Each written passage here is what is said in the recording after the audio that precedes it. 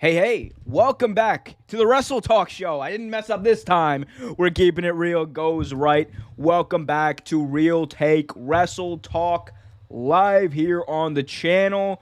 I want to welcome everyone. Know it's been a momentous day in the news, and there's been a lot of stuff going on, and I think we can all say, Trevor, we can all say that while we're a long way from justice and all that kind of stuff, but today was generally a good day in America. It's getting closer. It's getting closer. Getting closer. Every little step counts. Yep. All right, so let's start off. So here on Real Take Wrestle Talk, we're going to be talking about a lot of things. We're going to be talking about Raw. We're going to be talking about the WWE releases that happened this week. Samoa Joe amongst the several WWE talent that were released from their contracts. A lot of these people haven't been used in a while. We have a lot of other things to get to as well, but before we get into any of that, guys, remember to like, share, subscribe. We finally got Trevor back. Good job there. All right. Yeah. All right. Yeah. He hit away. He hit technical difficulties. We got to have at least one to begin the show. Anyway, so let's talk, Trevor. Let's talk. So one second. All right, we're good here. All right, cool. All right, so Trevor, this week WWE was in the news for many of the wrong reasons.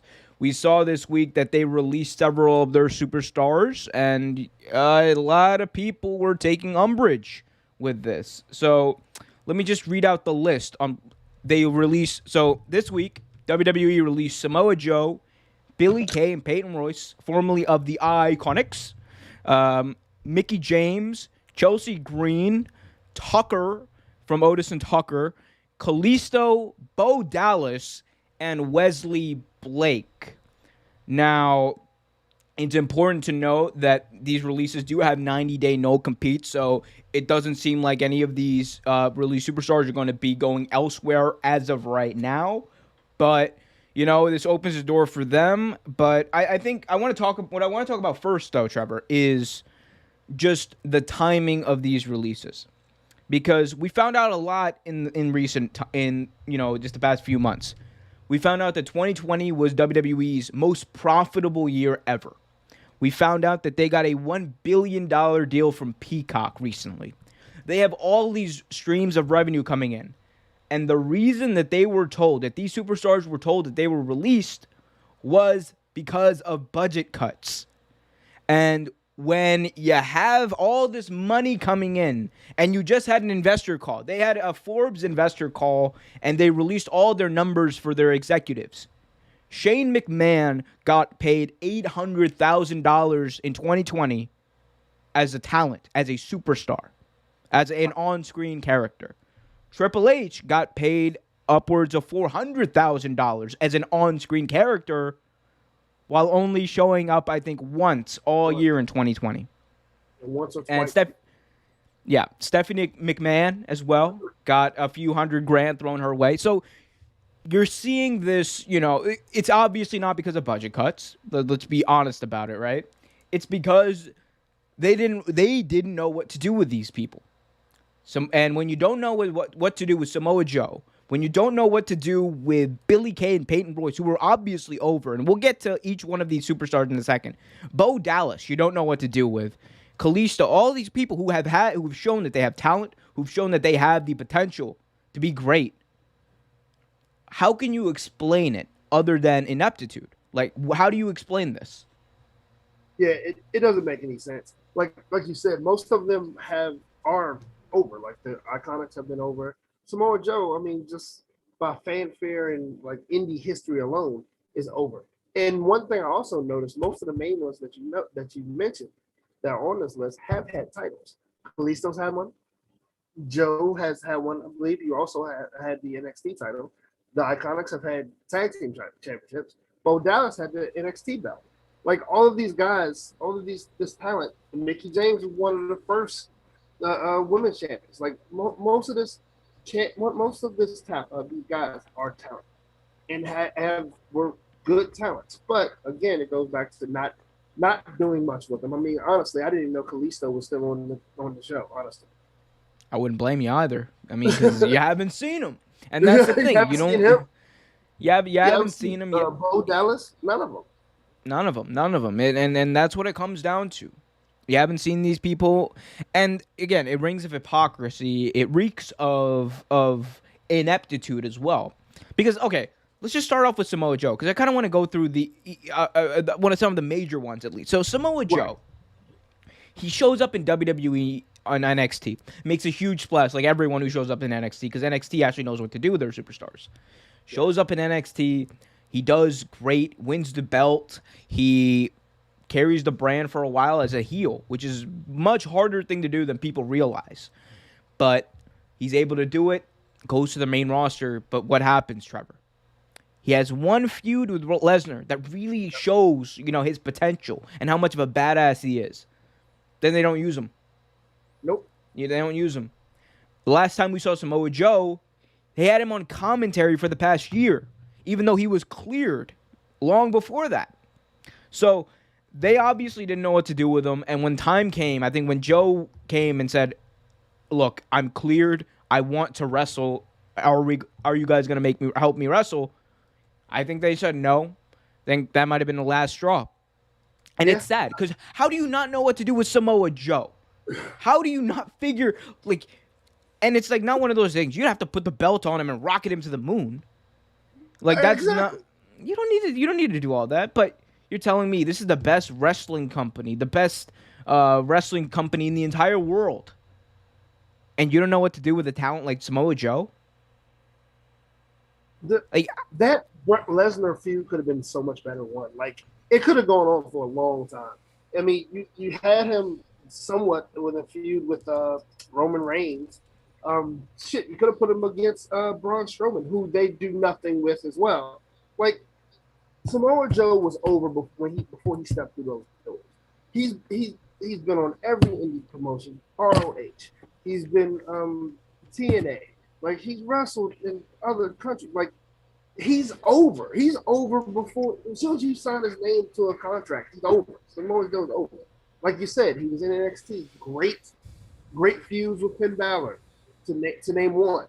He helped promote that company.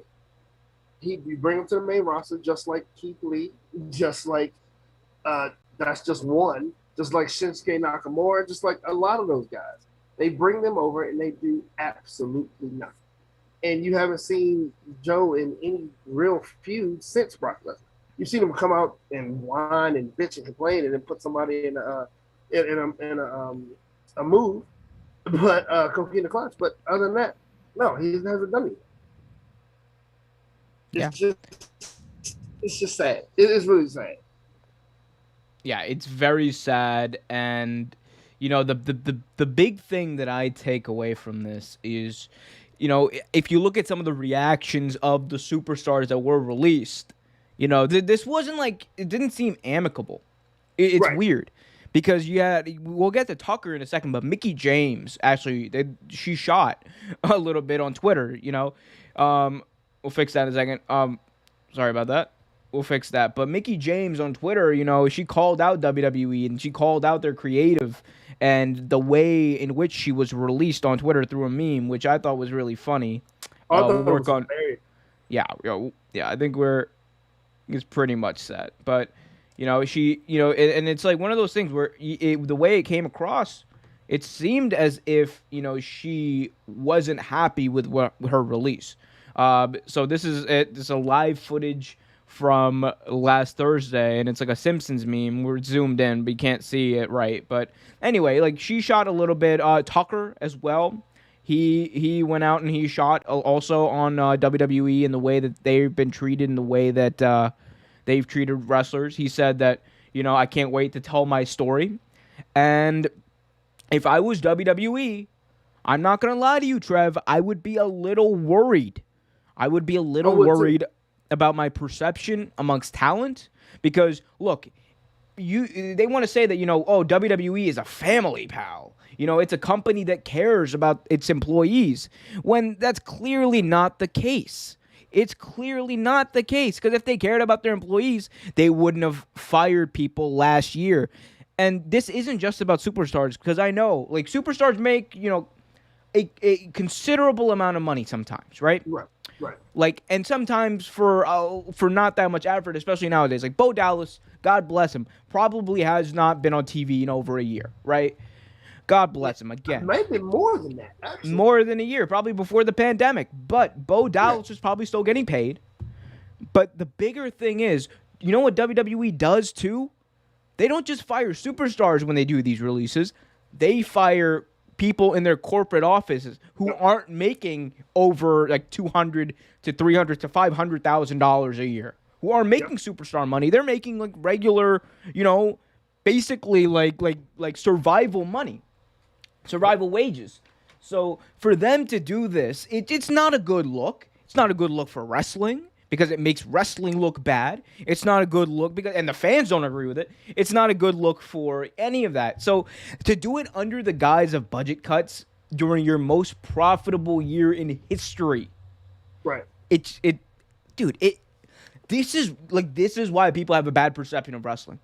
It's because of carny stuff like this why people have a bad perception of wrestling. Why I'm sure that you and I, like when you and I first were talking about wrestling, how embarrassed were we a little bit? Like, we held back, remember? Yeah, we did. We definitely did. We held back. Because I remember I asked you about wrestling, and you were like, yeah, I used to watch it. And I kind of did the same ring around a little bit. And that's just what you do as a wrestling fan. Because you're kind of ashamed of shit like this.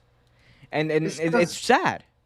It's to the point where it's almost unwatchable. Because, one, they have good talent that you might enjoy seeing. I actually love Bo Dallas. Now, I thought they marketed him wrong completely, but I love Bo Dallas. I thought he was very talented. Thought him and Axel Henning had a good tag team together. I thought they were good together. You could have pushed them so well, and they did, which was ridiculous. Again, Samoa Joe, Mickey James, Kalisto with the Lucha Brothers. Yeah, what happened to Kalisto? He was so talented. He had I know it's like it's kind of typical to say, but he literally could have been like the next Rey Mysterio. He could have. I mean, and I love the fact that they put him with Lucha House Party. I thought Lucha House Party was amazing, and with the amount of talent that they had in it, like they just never pushed him. Was he even a champion on 205 Live? I don't even think so. I don't know. I don't know who won the cruiserweight title. Like, I don't know. I mean, don't ask me stupid questions like that. Like they have so many belts in that organ. Like, dude, be glad I know who's the U.S. champion. I didn't know that at WrestleMania. I had to look that up. Know until last night who the U.S. champion was. Oh yeah. Oh. Speaking of last night, let's talk a little bit about last night. Do you have a chance to at least catch up a little bit on Raw? A little bit. I saw a few things. Man, you know what I saw?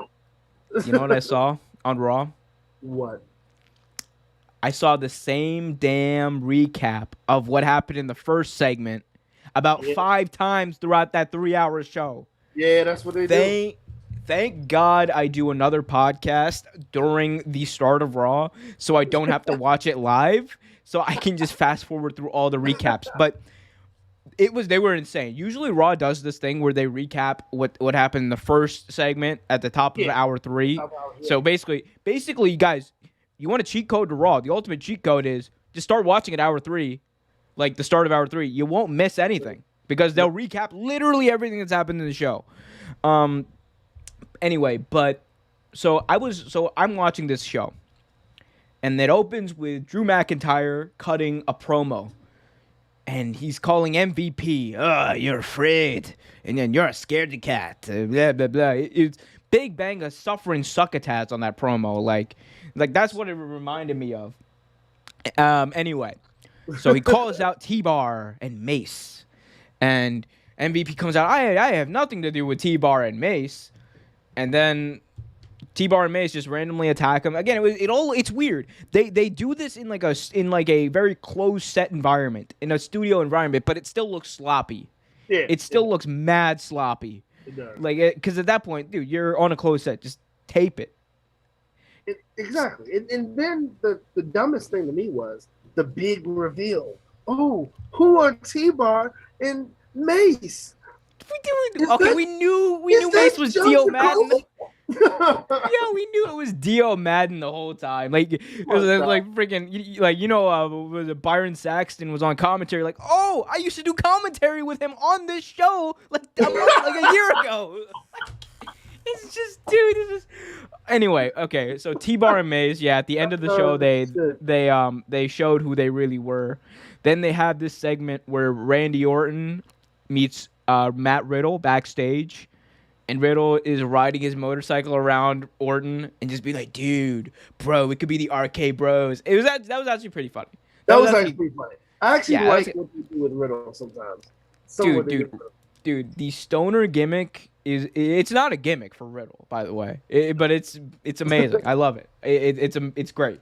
We love to see it. But so Matt Riddle and Randy Orton have a match, very Randy Orton-esque match, slow headlock city, baby, and Matt Riddle I think ended up winning that match, which was interesting. But again, it's one of these weird things where Randy's gonna get his win back eventually. Right. So it's like not gonna matter, and it's also like, Randy Orton leaves a feud with the Fiend and goes to wrestle Riddle. Just this was not a good show. I don't like Raw.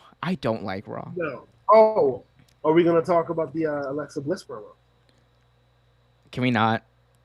I mean, you can talk about it. You can talk about it. You can talk about it. No, I don't even want to talk about that terrible shit. It was terrible, dude. The pictures with her of the doll with her as a kid, and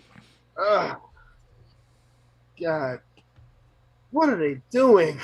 What are they fucking doing?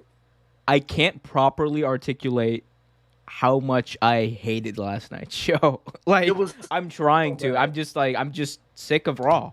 Like, Raw has perpetually, even before the pandemic, it was one of the worst shows, like wrestling shows on TV. Yeah. And I'm talking about like worse than NWO Power. Like, this was a bad show. NWA, yeah. And, I liked NWA actually, even though I know it wasn't the best, but I did like NWA. No, I liked it because it was new, but at the same time, it's, if we're being honest, you got to be able to like it's one of those things where it's hard to get into, right? But right. Raw, I've been watching for like my entire life. And I'm finding it really difficult to sit through. It is a chore to sit through Monday Night Raw. And it actually pisses me off the fact that they recap everything so much, because I'm like, I wasted my time watching that first segment. I could have just watched the recap at the beginning of hour 3. And the saving grace, though, I will say, the only good thing that happened on Raw last night was Charlotte Flair. Yeah. I thought Charlotte came out, cut a nice promo, good promo, and at the end of the night, man, she came out strong.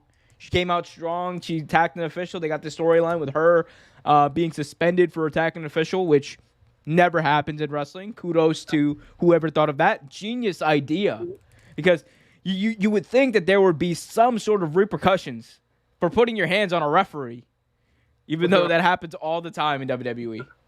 It does. Yeah, but. Yeah. All right. Out of 10, Trevor. Last night's Raw. Out of 10. 4. You are very generous, my friend. You are a very generous individual. Yeah. Add a negative in front of that. That's my score for last night's Raw. Yeah, all right. It was terrible.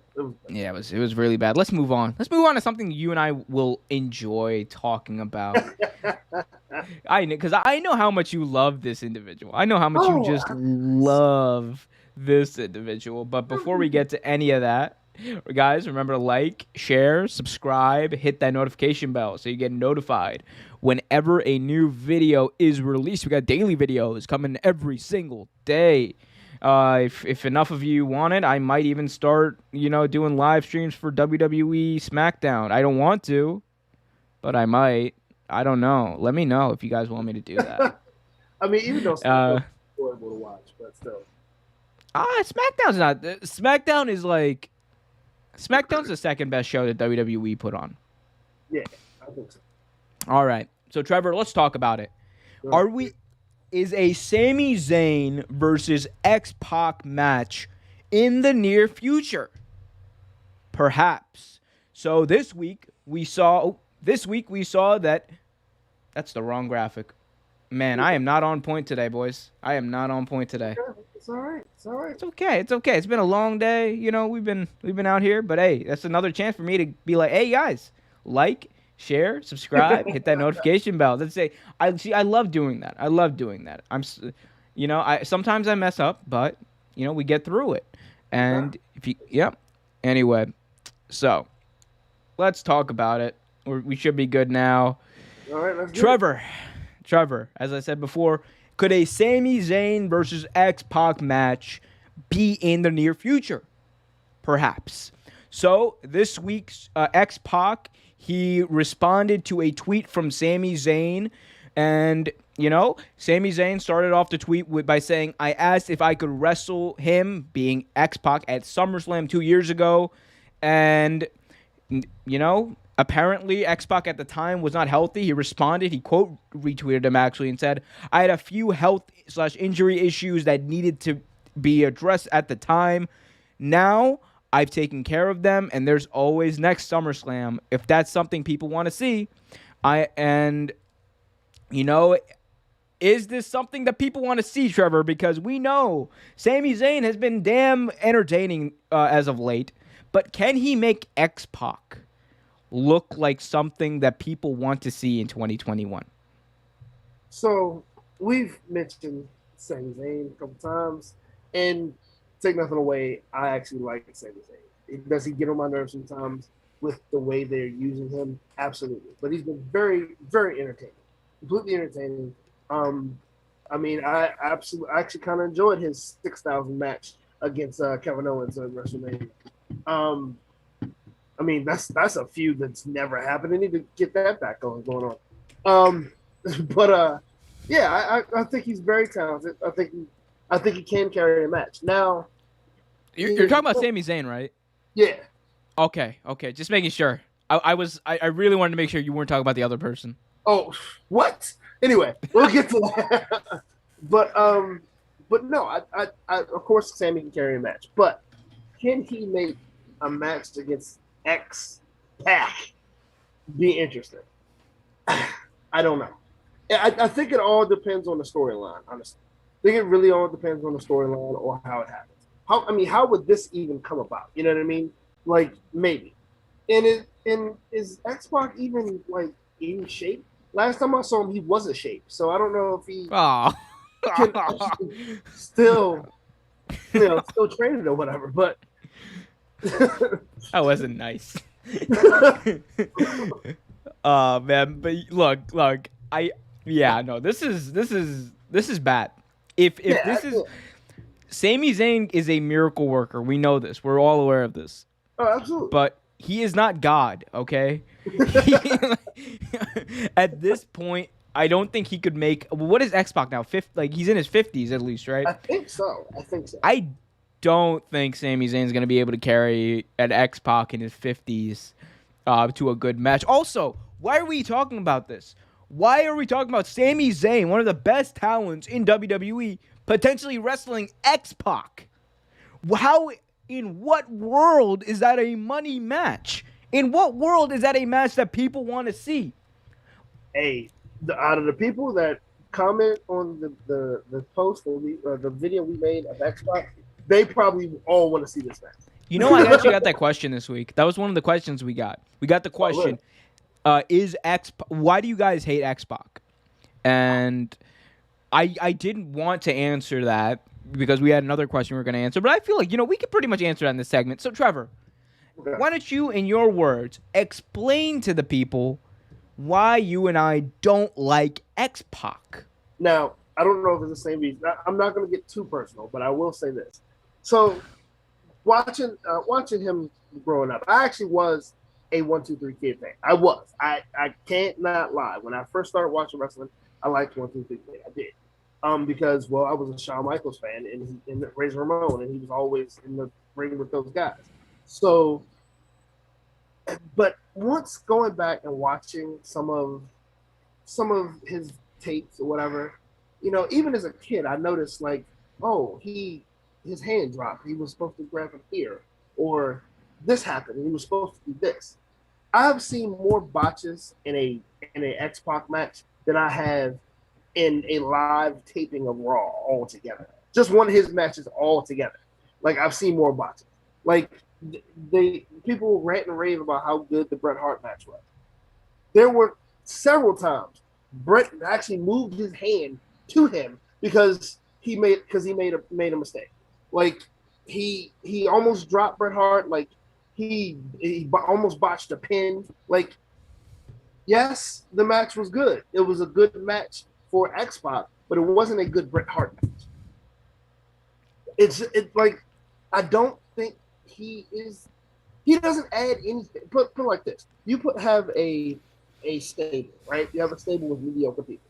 You have say you have the NWO with just Buff Bagwell, all of those guys that were just mediocre pieces, and you add X-Pac, it's still just as fucking boring. It's nothing has been added, nothing has been changed. He's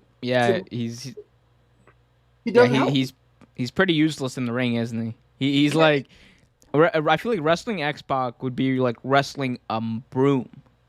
Yeah. Except a broom would be able to, at least a broom would be able to, like, be a little more, you'd be able to control the broom a little more. He's like, X-Pac, look, he has a spinning heel kick and a Bronco Buster in his arsenal. That's about it. He doesn't, whatever the hell that is. He doesn't have the X Factor, but he has that is a move that he does possess from time to time. But and like there's a reason they call it X-Pac heat. And that reason is because whenever X-Pac shows up on your TV screen, you almost instinctively want to turn the channel. Right. That's not a good thing, and that's what we call X-Pac heat, and that's what you refer to as. And the reason for that is because we saw X-Pac on our TV screens in spots he probably shouldn't have been in for too long. That's why a lot of people, whenever Roman Reigns would come on the TV screen, they would probably shut it off. That's why a lot of people, when Roman Reigns was in the main event of Mania, before he turned heel, by the way, people were like, let's go. Let's beat the traffic. Let's get out of here. And they left WrestleMania during the main event at WrestleMania 32. So, and it's the same principle here, except it's with a guy who doesn't even have the potential to be a main event guy. It's with a guy who he's just a slimy, greasy little mark. He is. It's all he can mark for himself. Personal shit, but I can't stand the guy. I don't think he's a great wrestler. I really don't. I don't think he's a good entertainer. I don't think he's done much good. The only thing he's done good is to show us how to do a jumping chop block. That he fucked that up. Like, oh, dude, and it's like his gimmick. He's literally been doing the same thing for the past 25 years. Nothing. He's been doing the same gimmick as long as I've been alive, Trevor.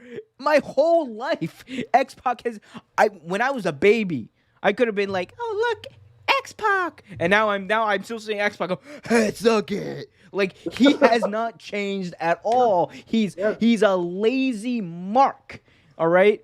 Like I'm sorry. It's like, is it a personal thing as well? Like there's a lot of personal stuff we could get into. We're not going to, out of respect for people who aren't with us anymore. But X-Pac has, he's done a lot of bad stuff in his life as well. So even if you factor that out, the dude's just like, you don't want to see him on your screen. So I don't know. I don't want to see Sami Zayn wrestle X-Pac. Put Sami Zayn with a mop. Put Sami Zayn with a broom. Put Sami Zayn in a room with a goat on a boat. I don't care. I'll watch that. I won't watch X-Pac though. No, I think it would be a waste of Sami Zayn's talent, honestly. And the stupid thing is, Sami will probably lose. How great would it be when Sami Zayn loses and they do and he gets a Bronco Buster from X-Pac. Exactly. And then all the X-Pac fans, see, told you he was good. No. He was never good. Go back and watch the New Gen. He was carried in every match he had. Whether it was Bret Hart, whether it was Scott Hall, whether it was Shawn Michaels. They only put him with his friends, too. Oh, they literally only had him wrestle his friends in the clique. He wrestled the same people over and over again. Over and over again.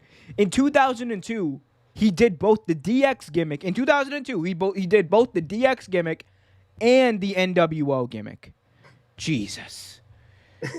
I mean, I will say he did have a decent match. It wasn't a good match.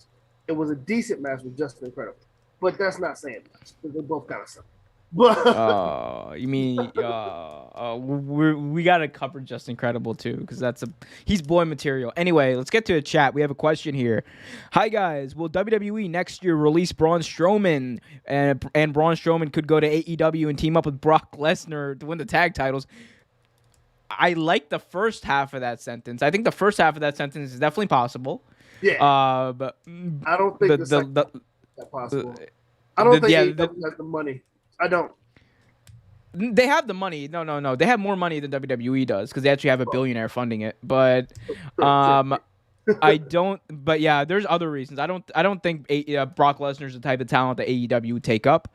No. When we covered that in a video before, you can watch that in the archives if you want. Remember to subscribe. But yeah, I don't see Brock Lesnar going there. Braun could, but it would also be one of those situations Braun would have to get out of his contract. And I know he re-upped, I think maybe a year or two ago. So we'll have to see what happens. Let's see what happens with that. Another question in the chat. That'd be good to see him in AEW, though. It'd be good to see him anywhere. He'd go to Impact, bro. He'd make an impact, pal. Other question. Ryan Woodridge, very, very chatty in the chat. WWE has dropped the ball with all of their superstars lately. Lately? You mean for the past 20 years?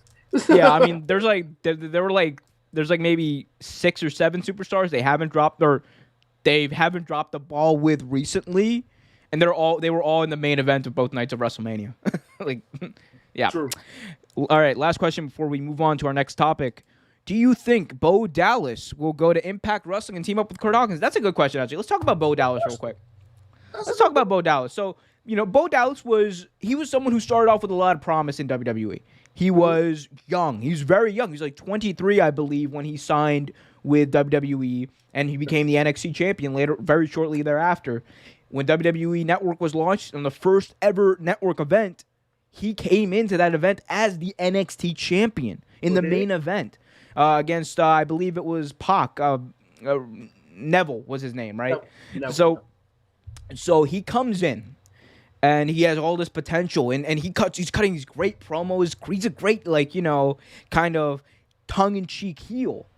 But for whatever reason, he gets moved up to the main roster, and they immediately turn him into a jobber. It's like almost immediately. He's a joke. The Bo leave thing, Daniel Bryan was like, hey, Bo, leave. Just killed any semblance of a push he would have had. Then he became part of the Job Squad 2.0 with Axel Henning. With Curtis Axel.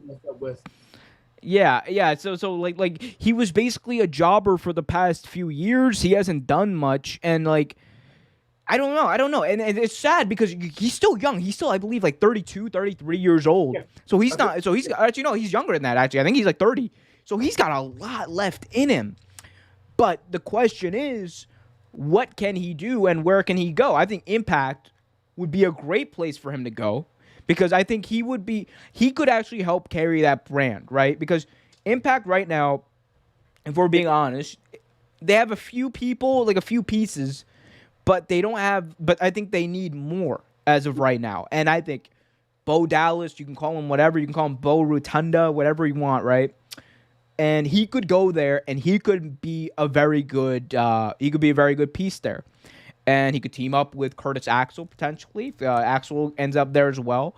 I think that would be great, and they could actually run the division and be part of this AEW TNA Impact war that's going on that we'll talk about later on. But I could totally see him doing that, and he's worth it because he's good on promos, he's great in the ring, and then look what else do you need? He's got a very interesting look about him too, and I mean that in a very positive way. He he has the facial expressions. He's got the way he speaks, his body language. It's very engaging, and you want to hear what he has to say or watch him when he's on TV. So I think he would be a good fit anywhere, but I feel like he would be better in Impact rather than AEW. Also because AEW is just so saturated with talent at this point. Sorry. I think AEW has too much talent right now for him to go to AEW, even though I think he would do wonders at AEW. But Impact, yeah, I could see that happen. I could definitely see that happen. It's a shame that WWE does so wrong by the Rotunda family. You know what I mean? RRS, the RR Shyster, whatever you want to call him, they didn't treat him well, even though he did have a belt around his waist. Especially with WCW, didn't treat him well. They're not treating his brother well. They're not doing well by the Fiend, like by Bray. But it's ridiculous. Honestly, you have all that talent and you don't do anything with it. Like, and I think part of it was the gimmick, because like you said, he was this. At first, he was kind of like a face, but then they kind of moved him into like a heel. But it was weird because he was still like this baby. Well, yeah. He was a kind of like the.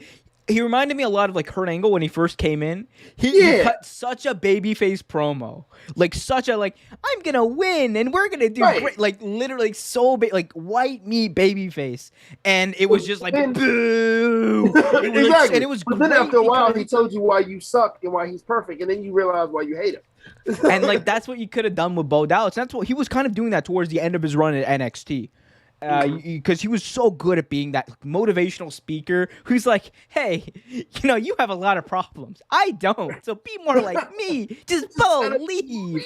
Like it was money, man. It was hilarious. And the feud he had with Sami Zayn, who got an El Generico sighting in NXT in 2014, which was amazing. So like he has the potential. It's up to him now to dictate that. We'll see what he ends up doing. AEW, Impact would be great. I also think he could go to New Japan. Completely reinvent himself, go to New Japan and do great. Or anywhere. MLW is getting a TV show that we'll talk about. Oh, shit. We'll cover that. So wrestling scene is outside of WWE is actually looking great these days. So yeah, it is. It is looking very promising. And he's a rotunda. He'll land on his feet. Hey, if his dad can survive in the business for what is it? How long has it been now? Like 20 years for him being like, you tax cheats. Like that was every single promo IRS ever cut. He's like, you tax cheats. And like the funny thing is IRS would go to like England or go to Canada and he'd be like, you know why I hate Canadians? Because there are so many tax cheats. It would be the same thing over and over. It's just like, they pay more taxes there. So funny. Like I love that. I love that gimmick. I love him. I thought he was dude, go away Heat immediately because everyone hates paying their taxes. It's brilliant. It's brilliant. It was brilliant. Whoever thought of that, kudos. Anyway, whoever thought of this should probably be fired. WWE changed up their commentary teams this past week. We saw the Raw commentary team being changed. Now, Tom Phillips is out. Adnan Virk, formerly of ESPN and the MLB Network, is in as the commentator. The Raw team is Adnan Virk, Corey Graves, as well as Byron Saxton. And then the SmackDown team is comprised of Michael Cole and the new Pat McAfee. And, look, when I first heard that Pat McAfee was on WWE, was going to be a commentator, I had mixed feelings. And I still have mixed feelings about it after watching him for 1 week. But we'll get into that in a second. But McAfee, the thing that worried me going into it was he's not a wrestler. And when you have someone who isn't a wrestler as an analyst, like as a color guy, it can be weird, right? Or someone who hasn't been involved in wrestling for a long time, like Bobby Heenan was, or Paul Heyman was, because they were deeply involved. They were managers who were deeply involved in wrestling for decades before they became color guys. So that was the worry going in. But I also know Pat McAfee's entertaining. I watch his show almost every day. I listen to it. It's a great show, Pat McAfee Show Live. So I was like, okay, let's see where this goes. And it wasn't, here's the thing, it wasn't inherently bad, right? Right. But there were points where you were just like, the tone is a little off, I think he was hamming it up a little bit more than he probably should have been. And I don't know if you watched SmackDown, but it was also just there were a lot of moments of silence. Yeah, I noticed it was. that I feel like if there was somebody else there, it would have been filled. And silence, especially during an era in wrestling where there's no crowds, you can't have silence. No, you can't have silence. Not at all. You can't have it at all. So that was it. I think he'll probably get better, but I do think that if there was, I don't like the 3-team commentary teams. I don't like the 3-member commentary teams. But if there was a team to have that, I would put it with Pat McAfee just to give him that kind of extra boost because he hasn't had that experience of doing WWE commentary for a long time. I think that would probably be the best way to kind of start him off, and then you could take the other person away. But we'll get to Adnan Virk, though, in a second. But what do you think about Pat McAfee joining WWE as the SmackDown analyst? I wish he would have some more matches, honestly, because we talked about how good he was, and I would love to see him in another match. But like you said, I love his show. I think it just is going to take some time to get used to it, though. Because I mean, he is with Michael Cole. I mean, give him a little slack. Like Michael Cole isn't the best analyst. Yeah, I think he'll get better as the time goes on. He definitely has the knowledge. I mean, he hasn't been wrestling that long, but at least 8-10 years, I guess. He's done a couple indie matches before he wrestled in NXT. So, I mean, I think that's accurate 8-10 years, something like that. But I mean, it takes a little while to learn the moves, how to call them, and in that back and forth with that other commentator. Again, being Michael Cole, it's hard because Michael Cole isn't the best commentator. I always feel like they put Michael Cole with some of the better ones because he is so weak. But when you have two people that are new, like McAfee, I think it's kind of hard. Yeah, I mean, Michael Cole didn't always used to be bad at commentary. He was really good on SmackDown. When he was on SmackDown, he was great. He was good, but I think he kind of became Vince's kind of voice, and that slowly eroded away the good commentary he had. He has moments where he's good, but it's like sometimes it's so obvious. Like you remember when Shane did his dive off the cell at Mania 32. Yeah. If you watch it back, you like it's in plain view. Just next time you watch it, it's gonna take you completely out of the match. It's gonna ruin the match for you forever. Watch the match, watch that bump, and when Shane falls, you can see Michael Cole pull out like a big thing of paper, looking down at Shane, for the love of mankind, reading right off of a paper. And it's like, for the love of mankind, written down on paper, and he's reading it right off. And now every time I watch that match, that's all I ever see. Like I don't even notice a bump anymore because all I see is him reading off that thing. So that's kind of been like the devolution of Michael Cole over the past 10 years. And that's not even the first time he's done it. I've seen him do it a couple times. Read right off. So. But I think McAfee over time he'll get better. I think he'll definitely get better. I hope he does because he's very entertaining to listen to, and I think I hope he can. SmackDown's such a good show already, like with the talent. I just feel like adding another person would kind of give them the room to make mistakes and kind of elevate them all a little bit. But that's just me. I agree. Absolutely. Adnan Virk on Raw. Oh, it's been rough for my boy Adnan. Yeah, has not been great. So they got rid of Tom Phillips on Monday Night Raw as the lead commentator. And in is ESPN and MLB analyst Adnan Virk. Now, he has done SportsCenter, and he did a great job of that. He has done the MLB Network. He's done a great job of that. I actually love him on MLB Network. He's great. But in WWE, you have to have some sort of not even charisma, but you have to have a little bit of bass in your voice if you're going to be a commentator. Not even bass. Like, you got to have something, an inflection in your voice. Kind of like how I'm doing now. It's just like it's so monotone. It's like the same thing no matter what he's talking about. It's very like passive. Yeah. Very passive. There's no like excitement or anything. It's just like having a regular conversation where nothing really excites me. Everything is that's kind of how it is. But I mean, I love the guy. I love him, like we said. I love him on SportsCenter. Love him on MLB. I thought he would do better. Yeah, I mean, the thing is, in theory, I think it was a good pick, but like on paper and all. But I think in practicality, in wrestling, you have to be able to do a little bit of, like I said, the acting. Like Mauro Ranallo is a great example of it. Look at all the great commentators throughout history. Mauro Ranallo, Jim Ross, Gorilla Monsoon, even Tony Schiavone back in the day, right? They all had that little bit of they would put things over with their voice. That's like the main job of your play-by-play guy. You put things over with the way that you react to things, because you're literally reacting. That's your job as a play-by-play guy. It's to react to what you see before you and articulate it in a way that also shows your emotion to the audience. And unfortunately, Adnan Virk, again, he could do this over time, but I think it is a big risk. It's a big risk for someone who hasn't done it before.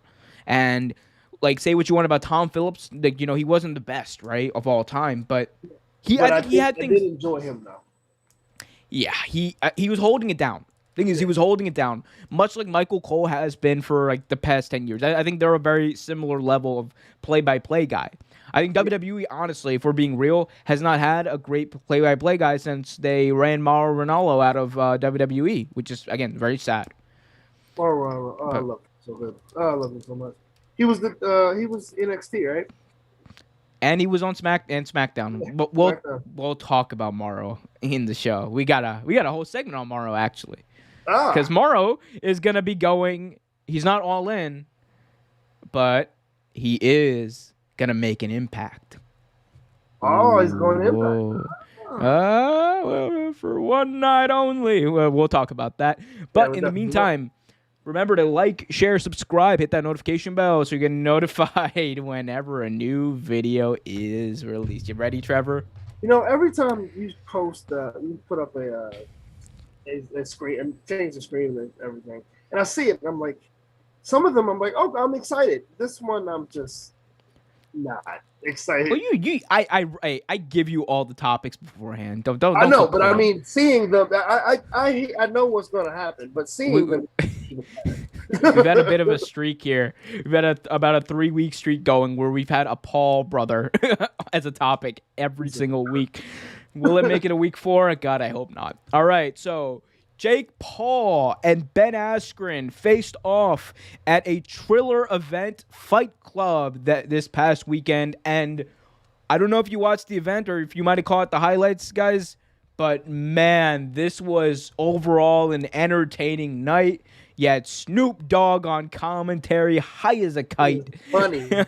Always funny. And it was great. It was I like, say what you want about whatever, right? About Jake Paul and his fights being staged. We'll talk about that stuff. But look, Triller knows how to put on an event. They know how to put on an event. It was amazing. It was it was a lot of fun, and I enjoyed watching it. But Jake Paul, who, as we know, is a YouTuber / boxer, he faced Ben Askren, who was a former MMA guy. Now he stepped into the boxing ring, and Jake Paul, within just under 2 minutes, knocked him out through a ref's decision. Now Askren said he wanted to continue, but the ref said he's not able to. He's not standing upright, and the fight was over. But a lot of people who watched that footage back, they're saying that this fight might have been a work. And when you take into account the fact that Ben Askren, just shortly after, there were pictures taken of him backstage, and he was laughing, and he was high-fiving people, smiling, big grin on his face. When you take into account the fact that Jake Paul, if you watch the punch back, he actually doesn't make a lot of contact with him in a spot that you would think would knock him out, or it was more of he didn't even hit him in the kidneys. He kind of just hit him in the hip. Yeah. Like if you watch it back, and it was kind of a thing. It's got people talking about this might be a work. This might have been an unsanctioned kind of thing, or might have, or like WWE, it's fake, pal. But Trevor, what do you think about this? What do you think about this allegation that this fight was fixed? Now, I mean, most people, and you hear this a lot when a guy who's typically not a boxer or whatever, not known for doing what he's doing and doing somewhat well, they will say, "Oh, that's a work. Oh, that's fake, or whatever." Now, one thing I will say, the punch didn't look like it made that much contact, but a well placed hit punch, especially if it has enough pop behind it, will put somebody down. That's true. But this being a fixed fight, it could be. It definitely could be. I expected Esker to lose personally anyway because, I mean, he's an MMA fighter fighting a boxer. Most people believe since he's MMA, he should have the advantage over a YouTuber who has been trained in boxing. I mean, like, I can't stand neither one of those guys. Both the Paul brothers are shitbags to me, but Jake Paul has trained in boxing. So him fighting a MMA fighter who stand-up game was never that good in the first place, it makes sense that he lost. I figured that was happening. But the way it was displayed and the way that we saw it play out, it does look like it was fixed. And it's kind of sad, but not surprising if it actually is fixed. I mean, like you said, they both the pay. Did you hear about the payday? The payday was ridiculous. Yeah. It was crazy. Jake Paul got his payday. He got $10 million, and then I think Askren got $1 million for being knocked out. Exactly. So the payday was crazy, and I'm not saying look again. It was a good show. I was obviously it was fine, right? But the payday does have people thinking that this could have been a little bit of a worky work. You have a lot of boxers coming out and saying stuff too, who are just like, man, this did not look right. So people, and I think that's warranted, right? Because you also look at who Jake Paul has fought so far. He hasn't really fought a lot of good boxers. No, he hasn't. He hasn't. Like he's fought a few boxers, but like the few boxers that he has fought, other than Nate Robinson and then Askren, like they have terrible records, and that's kind of like the thing.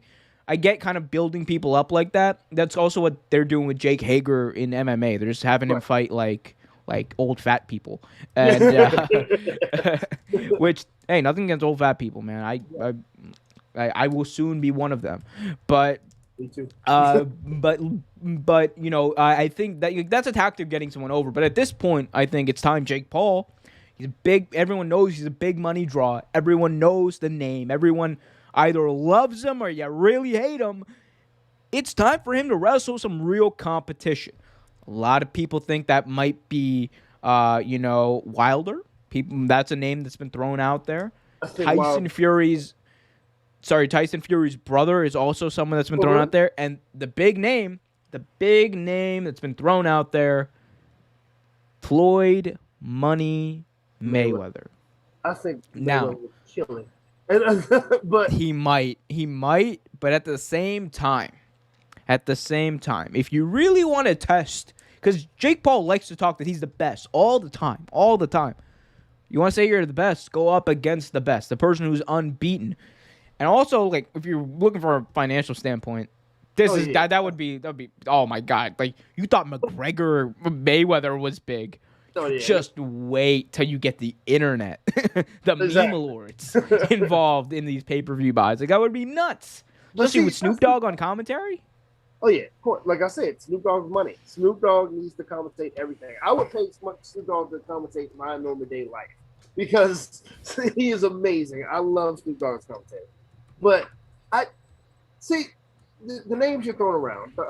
Fury's brother, Wilder, Deontay Wilder, Floyd Mayweather. Like you have to box somebody before you box those guys. Like he hasn't really, like, I think he's had like maybe one or two actual boxing matches with actual boxers. most of the people he's boxed, KSI, Nate Robinson, like he hasn't really boxed a boxer. Like I can't really sit here and say he's a great boxer because I haven't really seen him box anybody. I mean, I've seen him train or whatever, and yes, does he have decent skills? Yes, he does. But you got people out here talking about, oh man, I saw a post on Facebook. Oh man, y'all keep talking about Jake Paul. Man, he's good. You see how that boy hit? He just beat an MMA fighter. I'm like, an MMA fighter, a boxer beat an MMA fighter. He's supposed to. Like, I mean, it's a different sport. He's supposed to. I don't box somebody first before I say anything else. Yeah, personally, I agree with you. I totally agree. I think the competition has been, look, it's been exactly what you would expect for someone who's starting off their career, and that's fine. Right. But at this point, he's already a big draw, and it just depends on which route he wants to go. Does he want to go on the route of, I'm going to use my marketability to my advantage, and I'm going to move up the card, essentially, and I'm going to fight the best competition? Or is it going to be one of those things where it's like, I'm still going to like steadily kind of go up? Because he could, at this point, he could have his choose of which fight he wants, If he wanted to, if he really wanted to, he has enough drawing ability. Because here's the thing. Like, I know people talk about, we should be putting the best fighters against each other. And in the perfect world, that's the ideal thing to happen, right? Right. But in reality, the way boxing works, and in some ways, some very similar ways, the way UFC works is it's about the big money match. Now, a lot of times, the big money match just happens to be between the best competitors, the best fighters, the best boxers, what have you. And in boxing, you have a little bit of leeway because that's how Conor McGregor and Floyd Money Mayweather ended up having their bout. That's how Nate Robinson ended up in a boxing match with Jake Paul.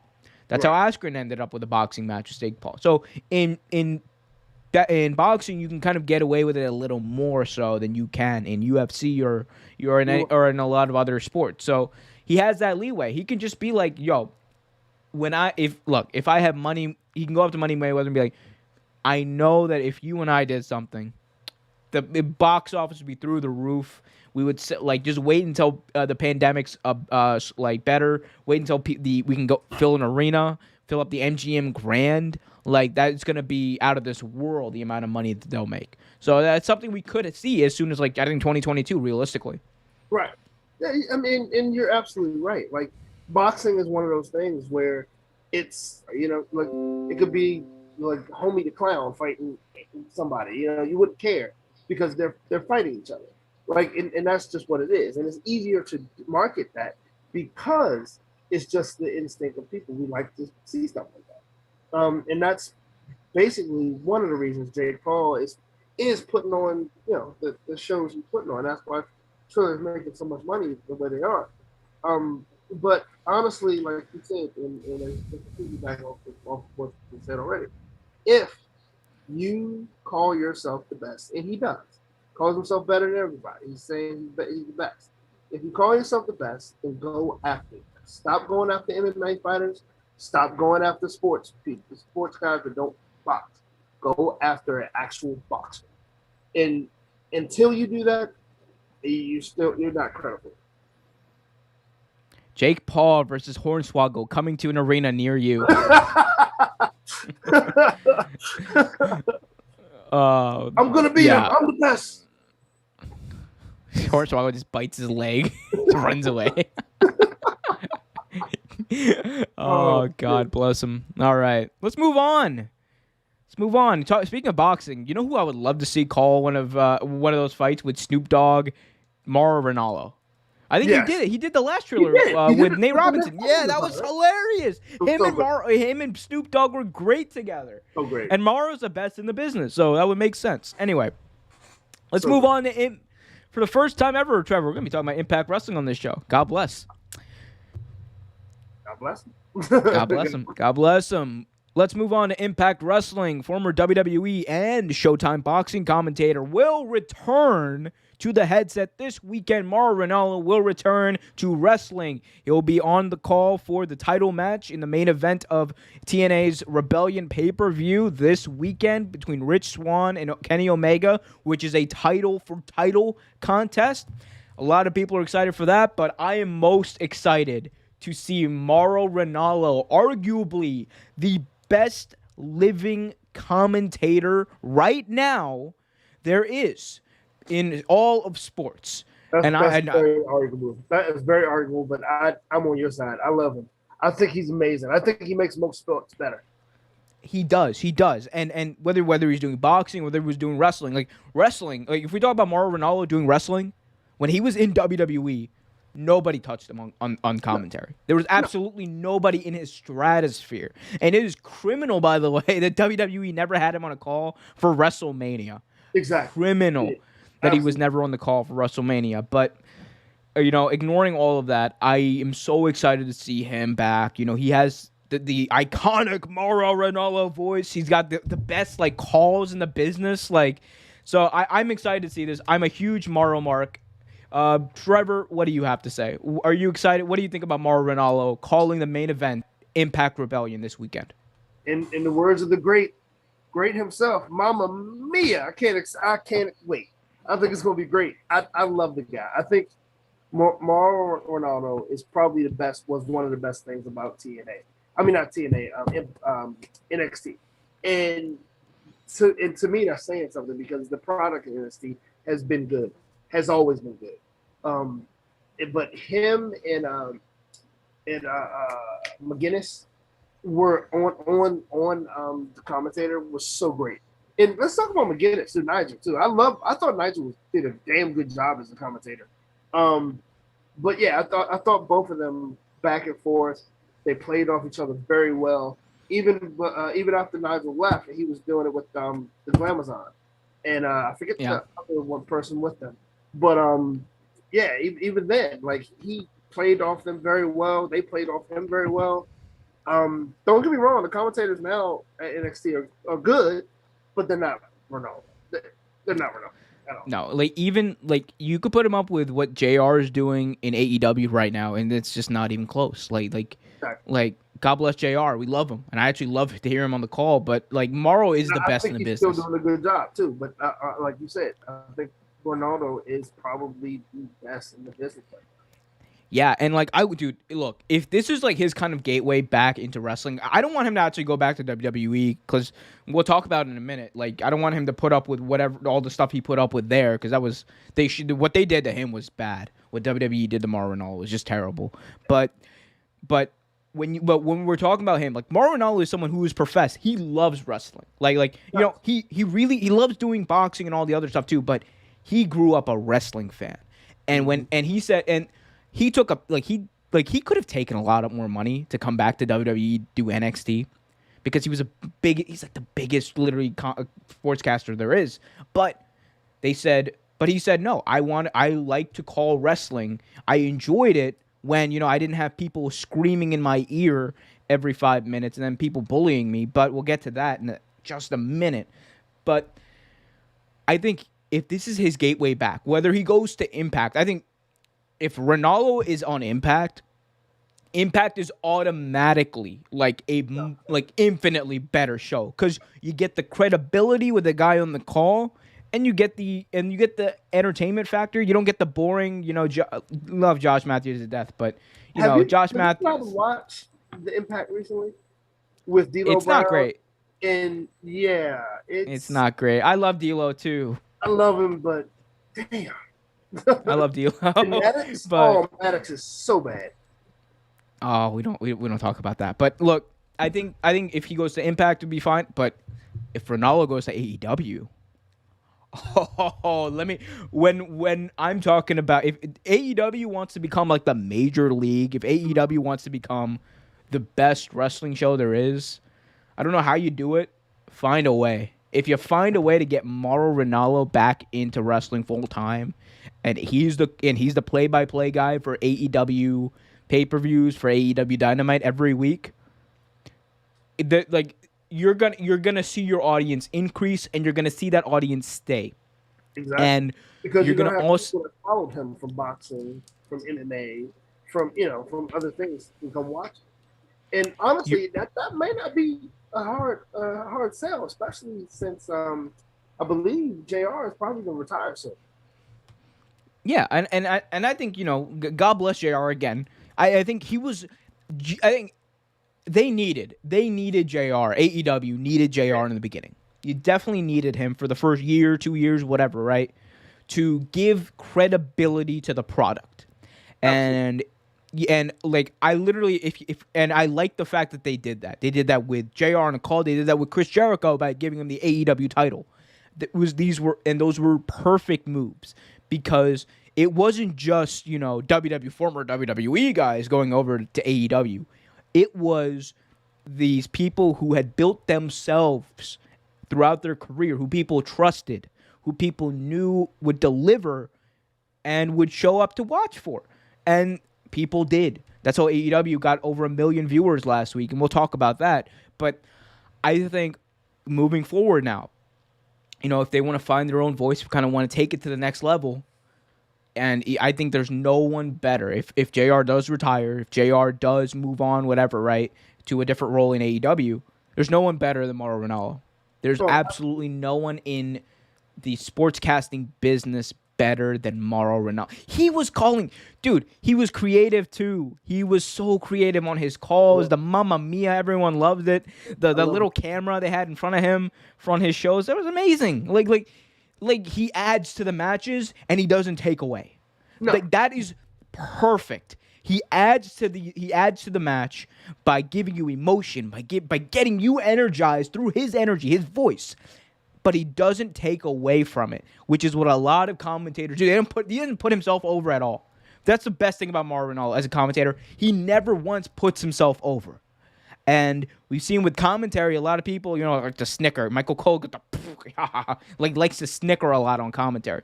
Ranallo doesn't do that. Ranallo is very business. And I think that's part of it is like he's talked about his mental health and how he kind of loses himself in the moment, right? And This is kind of his escape. And I think that's great because that's kind of what you want. So look, Tony Khan, my brother. My brother, Ramadan Kareem. You have come through for us a couple times. Let's come through one more time, Tony.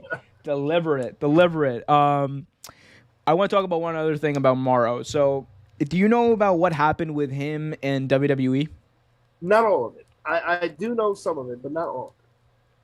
So again, these are allegations, but some of it has been backed up. But there are multiple times where Ranallo, who, again, he has spoken very candidly about his mental health struggles. Right. He's spoken very candidly about how he struggles with bipolar disorder and depression, and, he's very prone to have episodes sometimes, and, people dealing with that kind of stuff. It's difficult. It's difficult. And I think in WWE, it's weird because WWE, we all know, we've heard the stories of what happens on commentary, right? Because when you got Vince in your ear, it's brutal. It is absolutely brutal. Josh Matthews went on the record before saying that he would be nervous. He would literally be nervous to go to his desk when he would go call matches because he just knew Vince was going to tear him a new one. Yeah. And Vince would even joke about it with him. He's like, yeah, you see that kid over there? And he would point at Josh Matthews. He would say, I'm gonna yell at him at commentary all night and give him a hard time. And it's part of this culture. I don't even think it's just WWE. I think this is a lot of the culture, this old school culture in wrestling. Yeah. Of not even ribbing. Because ribbing is different, right? That's just that's pranks or whatever. But bullying. And we've talked about it with JBL. We've talked about it with a few people. And, JBL was one of the names that was brought up about allegedly bullying Mauro, who, again, is someone who has talked about how he has a very like, you know, his mental health is like very fragile sometimes, and that we can all have those moments, right? But when you know someone's going through something, when you know someone has this disease, bipolar disorder, when you know someone is notorious about struggling with their mental health and talks about it, don't you think you would ease off a little bit? Just a little bit. Don't you think if you would ease off a little bit, considering he's also your best commentator? Right. Don't you think he would ease off a little bit, considering he does Showtime boxing, and he could just leave whenever he wants? Don't you think he would ease up a little bit when you know he's here because he loves it, not because he needs to do it? Exactly. Don't you think you would? Apparently, WWE didn't think so, and you know there was incidents with Corey Graves. Apparently, I think it was. What was it? It was Survivor Series 2016 or 2017. Ranallo showed up, and then something happens with something that there was just some sort of thing that happened with Corey Graves. I can't remember off the top of my head. Right. But it was so bad that Ranallo ended up having to leave the building before the show started, and he just never came back until Triple H ended up convincing him to come back with NXT. And, you know, I think he enjoyed himself with NXT, and we obviously enjoyed him. Like he enjoyed himself there because he didn't have... I think the pressure was much less there because I think the culture in NXT is obviously a lot better. The atmosphere is a lot more creatively stimulating for people to be themselves. I think the people he was commentating with also helped. Like I said, him and Nigel McGuinness had a great little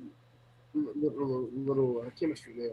They worked well together, and I think that's what helped him honestly in NXT because you had people just like Beth Phoenix who also suffers from mental health issues as well, and who has, you know, also had her issues with WWE. And I think that little bond they formed also helped a lot. Yeah, totally. And I do want to say, that, you know, Mauro is literally, again, one of the best commentators there is. And I'm just saying, like, we don't know exactly what happened because it hasn't been talked about publicly a lot. Again, it's all allegations, but you would think a corporate company, that has investors, that cares so much about their investors when it comes to their product and their standards and practices, you would think that they would, you know not to do bullying stuff like that. Again, allegations, but you know, you just hate to see it, especially to a guy like Mauro Ranallo, man. Like how do you, even in theory, how do you bully a guy like Mauro Ranallo? Yeah, like, how do you do that? It's just guy in the world.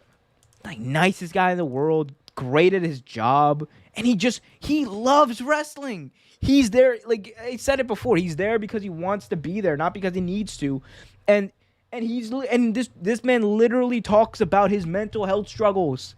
You know, everyone in the company knew what he was going through, and yet there were still problems.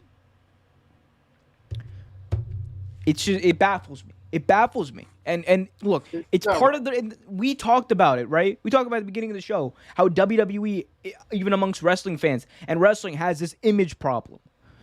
This is also part of it, why they have image problems. Because you hear some of the stories of bullying. You hear stories of wrestlers, like, you know, doing terrible things to other wrestlers in the shower. You hear stories, you know, about, one second. You hear stories about, you know, people being assaulted. You hear stories, like this is stuff that, like, I'm not even talking about stuff that happened, like, in the 80s or the 70s. We're hearing stuff that happened in the 2000s. Yeah. Like, and it's just like, at some point, like, that culture died a long time ago, all right? And it's not like, oh, we're getting soft. Oh, my God. It's like, oh, these libs. It's got nothing to do with that, man. It just got everything to do with right and wrong. Like, you cannot tell me any justification for, you know, triggering someone who has notorious mental health struggles. You cannot tell them, you cannot justify that especially in that corporate type of setting. You can't justify that in any setting, but can't. It's just, and it also personally, it grinds my gears because I know a lot of people who go through that kind of stuff with bipolar disorder, and you know, it's upsetting. It's very upsetting. especially as a wrestling fan, because it makes wrestling look bad too. It does. It does. A lot of giving out about WWE. We. So good. It is. So good. It'd be like that. This is therapy. This is therapy for us. All right, moving on. Trevor, the wrestling world is on fire recently. We have AEW Dynamite. We have WWE and their 17,000 shows, and we have NWA Power, but we're getting another one.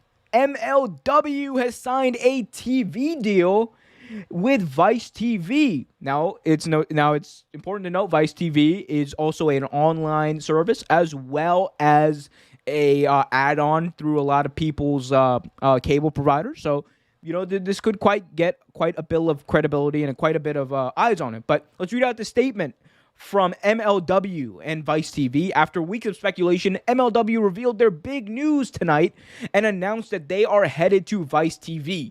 No exact premiere date has been announced, but it was noted that MLW will debut on Vice TV in the spring.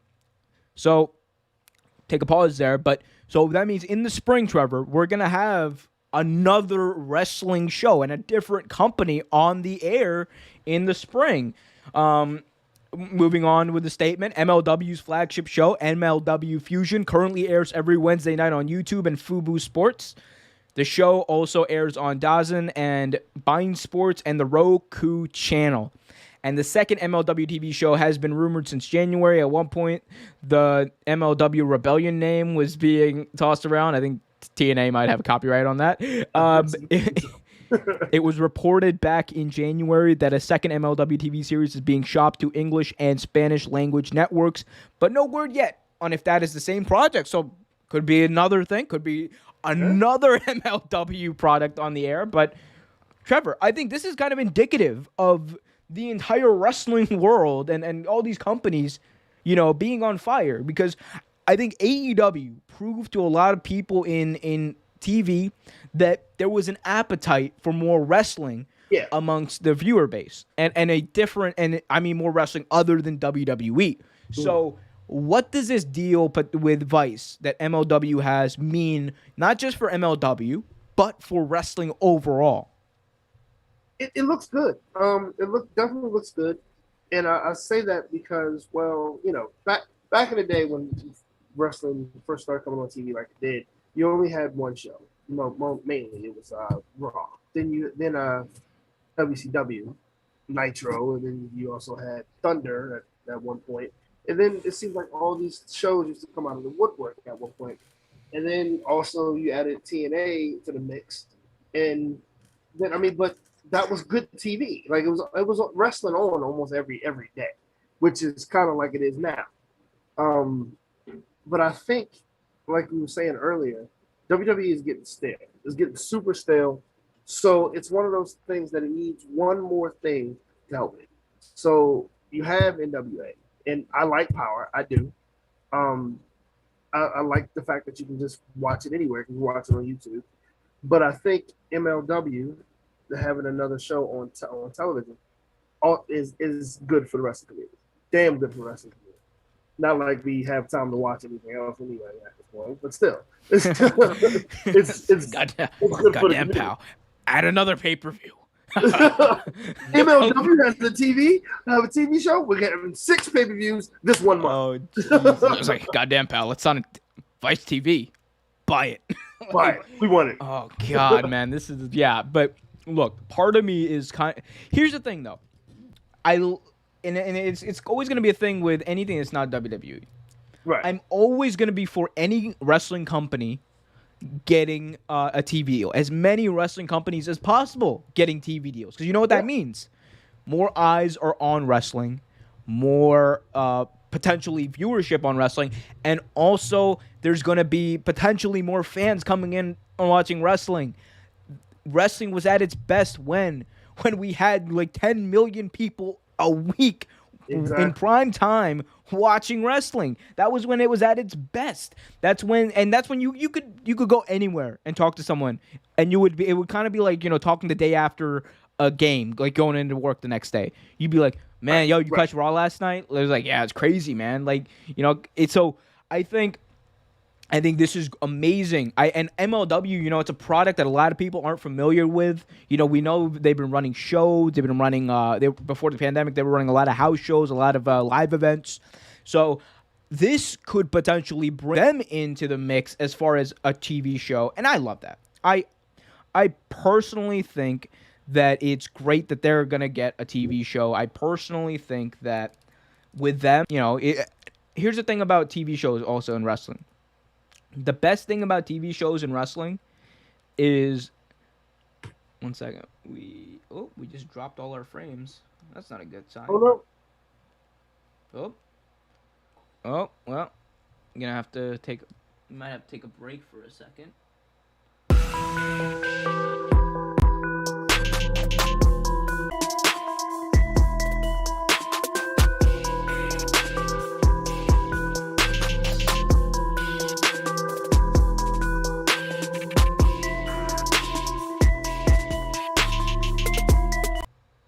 I think we're back.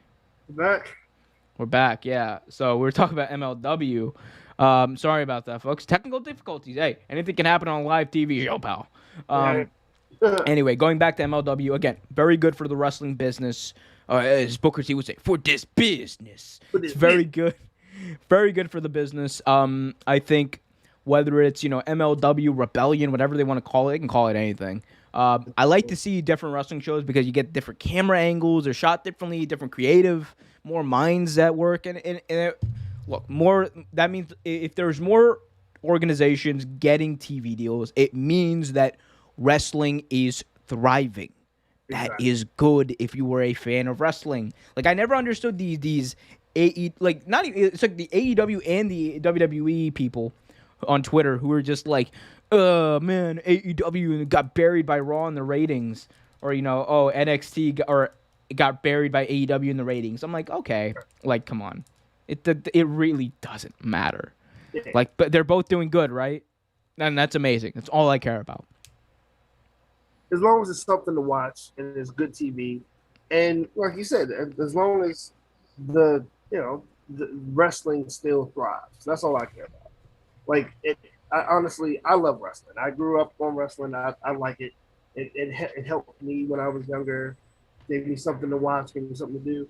And I like that other people like Tony Khan and even NXT are trying to recreate that love for wrestling that so many people had back then and still have today. So I love the fact there's another show. I think it's great. I think it's great for wrestling.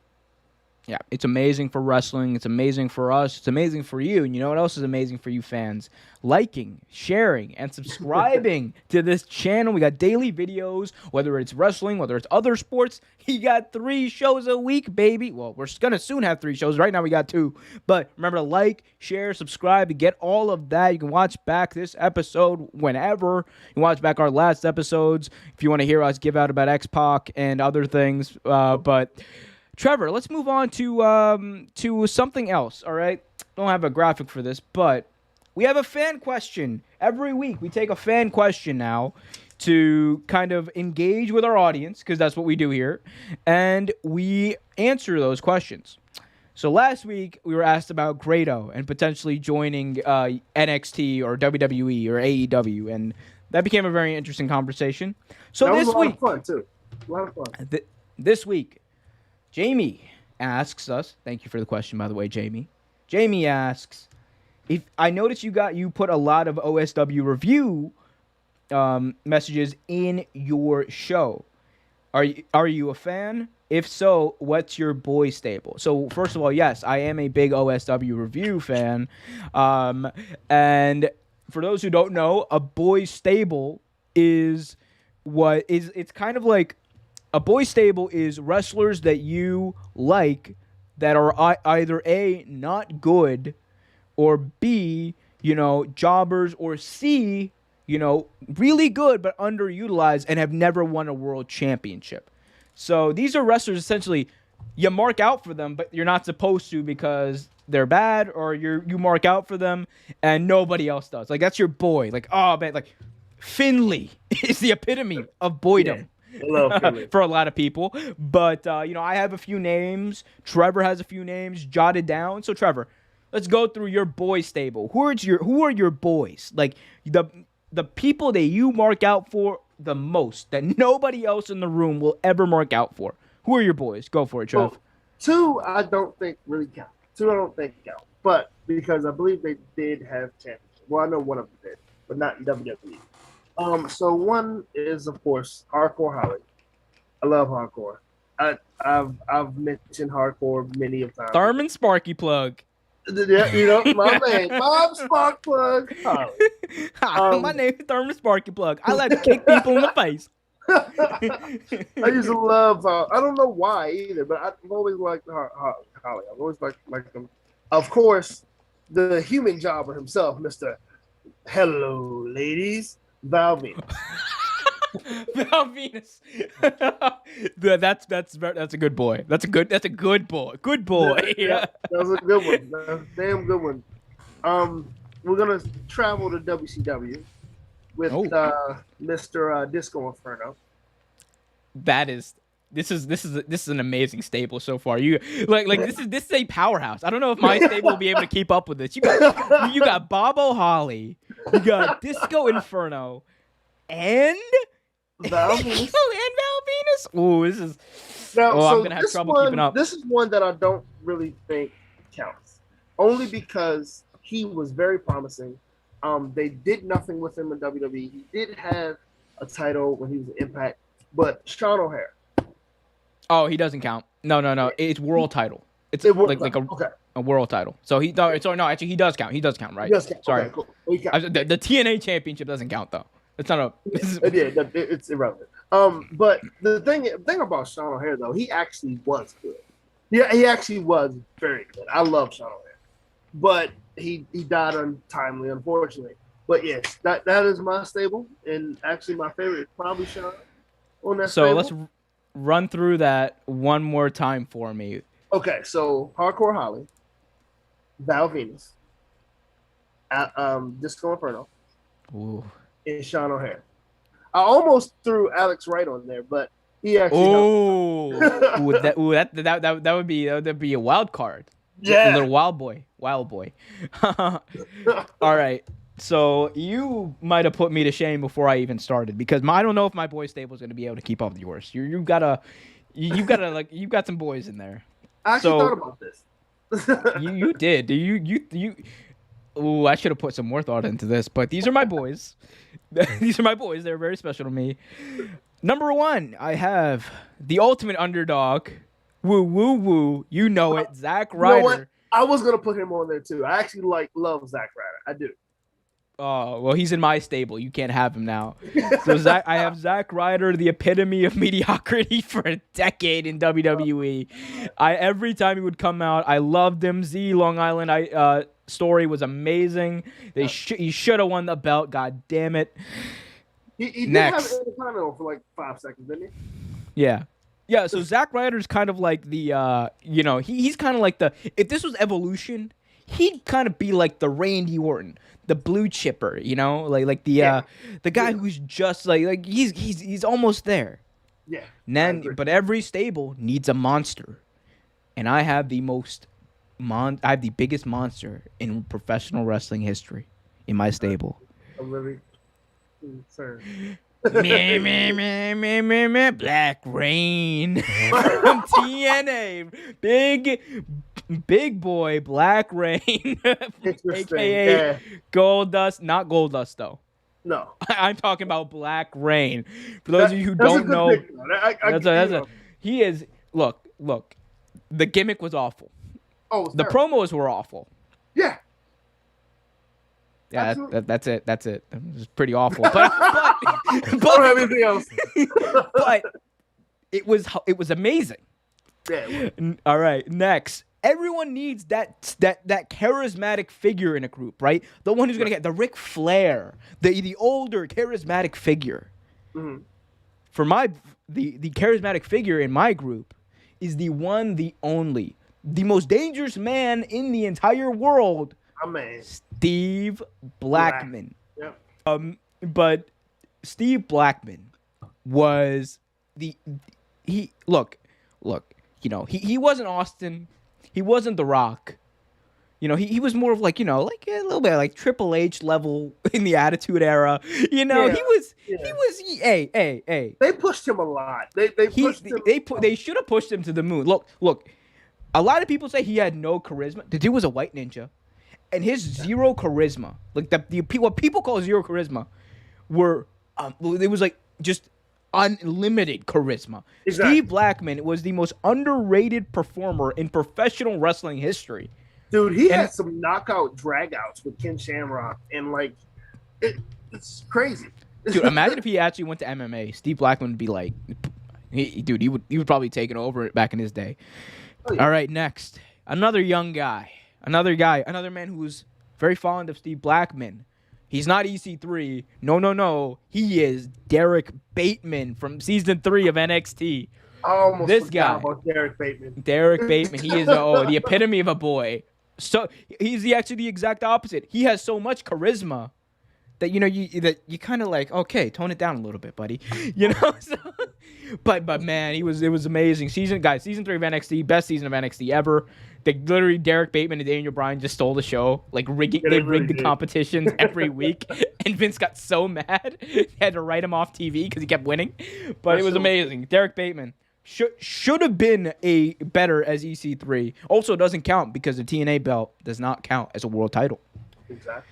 And finally, every single group needs the face of the group, the leader, the man who carries the belt.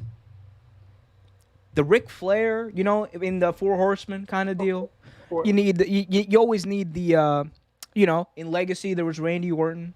Yeah. In the Shield, or not in the Shield, but like in Evolution there was Triple H. Yeah. The King Boy that I have, the King Boy, the leader of my boys stable, is the one, the only. He's not a Wildcat. He's Braden Walker. And he's going to knock your brains out. Braden Walker. I loved Braden Walker. He was so bad. Wait, why? Why did you like Braden Walker? He was so bad. Oh, like he was so terrible. How do you... dude, it was the pinnacle of his career. Have you seen? There's this video on YouTube.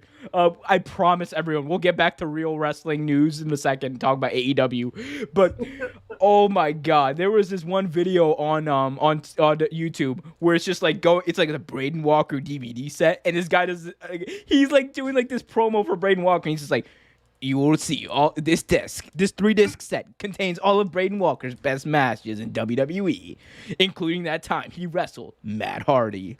And that time he wrestled Matt Hardy because he only had one match on TV. Yeah, and it's like, dude, okay? Look, Wildcat Chris Harris, he was in shape, right? How does he get signed to the Fed and then lose all of his like muscle mass? like you're going to the Fed, man. You got to, and you know like what it is up there. You gotta. That was dark days of ECW. Dark days of WWE ECW. Might be just as good as mine, if not better. Actually. Dude, look. All right, dude. Braden Walker, Zack Ryder, Steve Blackman, Black Rain, and my boy Derek Bateman. That's a hell of a stable. We will, dude. This is gonna be an amazing 5-on-5 Survivor Series match when we do it on SmackDown versus Raw. Yes, it was gonna be amazing. Great. We'll be sure to live stream that. All right, let's get back to wrestling because who that was fun. Jamie. That was all I got. They said Jamie. I'm not gonna put his or her email out. It's definitely a him. Women don't like us. It's like women like me, not this guy so much. But anyway, let's get to AEW Dynamite. AEW Dynamite. On its first show, unopposed with NXT, Dynamite drew 1.219 million viewers. This is big. So AEW, they've been teetering. They've been beating NXT usually. Almost every week they've been beating NXT.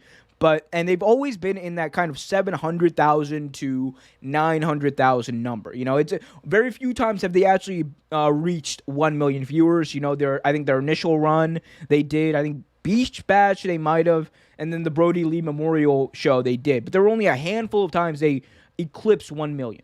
So Right.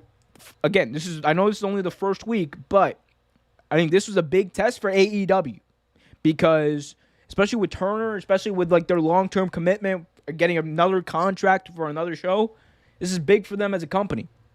And if they kind of stayed with what they had, I think there would have been a little bit of cause for concern, not because they were doing a bad number necessarily. I think what they were doing was actually pretty good considering, Wednesday night on TV, right? Especially their 18 to 49 demo. But for them to go over 1 million, if they can keep this up, and I'm not saying that they're going to be 1.2 million, but if they keep it over 1 million or just in that ballpark every week, that is a good number to have. It is. And remember, like, people think like Impact used to do like 1 million viewers, right, a week, but that was back in 2010, back in the day, right? The whole landscape of TV and ratings is completely different now because now people watch on like YouTube TV, people watch on streaming sites. They don't very very seldomly do people sit down and watch shows live like that on cable as Right. they used to in the past. So comparatively. So for them to pull this number out, this is good. It's exactly what you wanted to see out of them. And, the hope is that they'll grow from this. So, Trevor, what do you make of this? What do you make of Dynamite's 1.2 million viewer rating? What do you make of them going forward? Can they build on this? I mean, the product keeps getting better. The product it's good every week. Like, I mean, I believe the stepping stool to that, like you were saying, Beach Bash and a lot of the matches they've been having, like the Arcade Mayhem match, amazing. It was so creative, nothing I've seen before. Very creative. The Unsanctioned match with Dr. Britt Baker, another great match. Like you keep having good product, good shows with great product, with great matches, with great personnel. Like it's gonna keep coming. Like they're teaching you the formula pretty much. You have something that people want to watch. You have something that people want to see more of. So you build on it. And you figure out what they want more of and you keep giving it to them, keep giving it to them, keep giving it to them. And that's exactly what they're doing.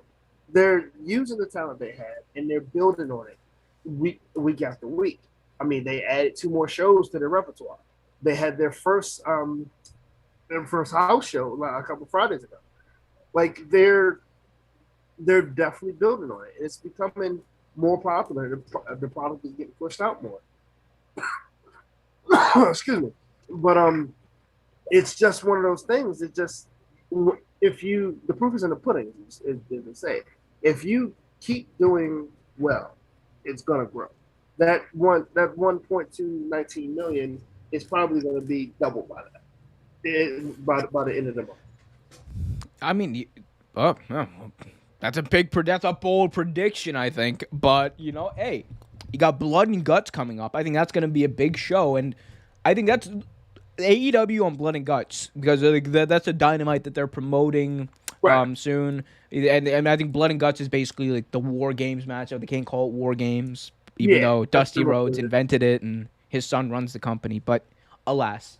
I think it's gonna be a big test for them. And if that show does well and increases their viewers, I think you're gonna see a lot of these viewers stay, and that could be kind of the new number. I think we're gonna see them kind of settle throughout the next year into that 1.5. If they can get to 2 million viewers, even on one time, over the next year, it's gonna be big. That is because that's gonna be like they're not gonna be competing with NXT. They're gonna be competing with Raw and SmackDown. Yeah, at that point, yeah. I mean, especially probably SmackDown more so than Raw, but Raw definitely lost one viewer for next week. Is it low? Well, no, like I mean, but it wasn't really a prediction. It was just like if they keep up what they're doing, the possibility of them doubling could happen. You know what I mean? So this just one of those things to keep watch for, and it's going to be interesting to watch, especially once MLW comes in to see what they can do and see if other wrestling shows settle in and see what happens. It's going to be interesting to watch. Very interesting to watch. Another thing that I wanted to talk to you about that kind of has to do with this. So AEW does this big number. And one of the things we know is just a few days before the show, Chris Jericho appeared on the Stone Cold Steve Austin podcast on the WWE network, on Peacock, whatever, right? Chris Jericho goes on the Stone Cold podcast and he name drops AEW, Tony Khan, Sammy Guevara multiple times. In like the last 30 minutes of that show, if you watch it, it's just an advert essentially for AEW, which I think, Tony Khan saw this and he was like, dude, if you're going to go there and you're going to speak, like I think that was kind of probably like, what he expected. He was like, if they're going to let you speak about whatever you want, go on there, because he knows that Stone Cold is going to ask him about AEW. He knows that Chris Jericho wants to talk about AEW because he's having such great fun. And Chris Jericho put AEW so over in the last 30 minutes. If you haven't watched it, definitely check it out. And what I think it did was, I think it might have helped with this, but if you're Vince McMahon and you signed off on this, like after WrestleMania weekend, you know NXT is going to be moving days, you got to be kicking yourself if you're Vince McMahon. There's a lot of reports that people within the company are upset by some of the things Chris Jericho had to say, but at that point it's kind of like, what did you expect to happen, right? So what do you kind of make of that? Like that whole thing. I don't know. Have you watched the podcast? I haven't got a chance to see. I've seen excerpts of it from it. I haven't watched the whole thing yet, but from what I saw, it was what I thought it was going to be, excellent. And I kind of thought, like you said, that Chris Jericho was going to mention AEW. It was going to be mentioned at least 3,000 times. You know what I mean? Oh yeah, he the last 30 minutes just went all in. Pardon the pun. The pun. But no, it's one of those things. Like, it's so you want the big people. You want the guys to come on the show, and like Chris Jericho is a legend in the making. He's on the show, and you have him talk to Steve Austin. And of course, Steve Austin's going to ask him everything. So it's kind of one of those things. Like, Vince isn't a completely stupid man. I'm sure he knew what was going to happen. I'm sure he knew that he was going to talk about AEW. Maybe not as much as he did, but he knew it was going to come up. But what do you do though? Like, you want to get high caliber names for your show. What do you do at this point? You not bring them on the show because of this, or what? What happens? Yeah, so for me, it's kind of like, again, what did you expect?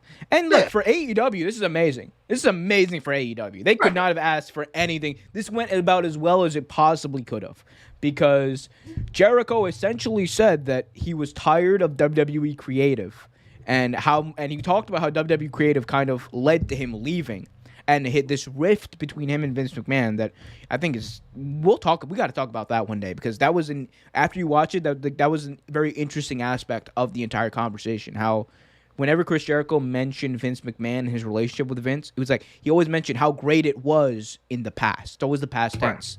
Right. And it's like a small thing, it's subtle, but it's very interesting to take note of. But I think that the way when Chris Jericho kind of put it over, I think that possibly has led to people maybe like just checking it out and getting eyeballs on Dynamite, which is a big deal. And we talked about it. They're consistently putting out a good show. And if enough people show up at least to check it out and they see a good show, odds are they're always gonna come back for more, as you like to say. But cool.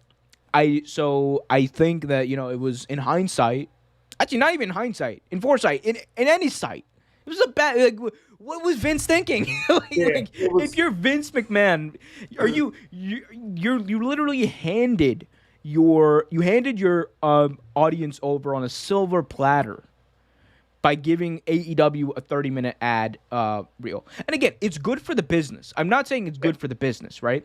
The wrestling business is better for this, but I mean, like, this is me thinking like Vince McMahon. you gotta just be kicking yourself. And Oh, you know, yeah. odds are, who knows how long is that interview is gonna be up for in its entirety at this point, you know? Because there's a lot of rumblings that Vince is very upset about it, and it's also one of those things like Austin even mentioned on the podcast, like he texted Vince twice to make sure this was like directly to make sure it Right. was okay, and he was like, yeah, it's all good. Yeah, but you know, I'm sure Tony Khan enjoyed watching that. He was probably really happy. Tony was crying. He was crying laughing at this point. Yeah. We love Tony on the show. Give me money. I want to sell out, and I want to sell out, Tony. Yeah, I'm on his payroll. Jokes. Yo, I don't get this. What is up with some like I love wrestling fans. By the way, I want that to be known. I am a wrestling fan. Therefore, I love wrestling fans. But why is it that some of the people that comment on our videos are always like, "Oh my God, you guys are shills. You guys are getting on AEW's payroll." I'm just like, dude, like, if I was on AEW's payroll, I would not be doing this. Would not be doing. No, not at all. No. Yeah, I would quit my job, like trust me. and just like live stream all the time and talk about how great AEW is. Exactly. Fuck everyone else. So. Okay, so let's get to it. The main event of our show today is also the main event of the TNA Rebellion show this weekend, or should I say Impact Rebellion. All the same thing to me. Rich Swann will be taking on Kenny Omega this weekend in a title-for-title match in the main event of Impact Rebellion, and this is big. You know, we talked about Kenny Omega potentially in this belt collector gimmick. We talked about, you know, this relationship between Impact and AEW for a long time, and it looks like it's come to a head. So, Trevor, what do you think about this? What do you think about this title-for-title match, what it could mean for the future, and what it could mean for Impact? It's smart. It's smart on both sides. It's smart for AEW, and it's super smart for Impact, because Impact needs the publicity like a one-legged man needs a prosthesis. Yeah. Like, well, half their audience is on this podcast right now. I agree. But no, like, I mean, they definitely need it. Like, it's just, but it makes so much sense. I mean, Rich Swann, first off, amazing talent. I love Rich Swann. I think Rich Swann is a great wrestler. Of course, Kenny Omega, there's no denying the talent. We've talked about him plenty of times. And I think this is going to be a great match. This might be one of the best matches in Rich Swann's career. And I mean, it could possibly be one of the best ones of Kenny. I mean, yes, he's had a bunch of great matches, but we don't know. It's just one of those things. Like you said, if it's good for wrestling, I love it. And this is absolutely good for wrestling. I mean, I don't see anything wrong with this. And honestly, it helps Kenny with his belt collector gimmick. Yeah. I mean, look, the outcome, I think, if it's a clean finish, it's kind of obvious what's going to happen. Yeah, I think they're going to have a very good match, and I think Kenny Omega is going to win. But that's also not the point, I think, of this. I think that the point of this match is, one, to get Kenny Omega over and basically make him the face of wrestling. Right. And I think that this is a first step, because he's already a AAA champion, isn't he? Yeah. I believe he is. He's a AAA champion. He's the AEW champion. By Sunday, he could be the Impact World Champion. Like, that belt collector gimmick is looking good. And let's say he goes to New Japan, wins that belt. Because now the door is open, the forbidden door is open between them. If you do that, and Kenny Omega shows up on Dynamite, and he's like actually a traveling champion, because we haven't had that since the territory days. A traveling champion. That would get a lot of eyeballs on all the products. And you know what it would be good for? Professional wrestling. It would make Kenny Omega a star, make him a draw, make those shows like prime time and must see, and everyone would benefit off of it. And I know I've talked about it, and we joke about it, right? How, oh my God, like, Tony Khan's great. This is actually great. This is actually amazing what This is Tony a Khan, genius. what Tony Khan has done. It's not just genius like marketing because, like now he's gonna be able to like get his people over, Right. but he's also like he's seeding like he's actually making stars like people out of Rich Swann. He's putting eyeballs on Impact. He's putting eyeballs on all these different products, and it's good for wrestling. And he's shown time and time again that he's willing to do what's good for wrestling. And and that's the thing. He also doesn't like do this thing where it's like, oh, what's good for me is like what he like how like Vince or WWE, there's this perception that they have an idea that what's good for wrestling isn't necessarily good for us. Right. But with AEW, it's kind of the opposite. What's good for wrestling is good for us because we all benefit. But we also get our guys over. And look, and I'm not like, it's not one of those things where it's like, oh yeah, you have to, you don't have to it's like people think like, oh, well, why don't you just have everybody wrestle wherever they want, blah blah blah. And it's like no, like that's dumb. Like there's obviously limits to it, but this is just amazing because I think right now professional wrestling is entering its hottest era. Ever since the Attitude Era, ever since the WCW and WWE went to war.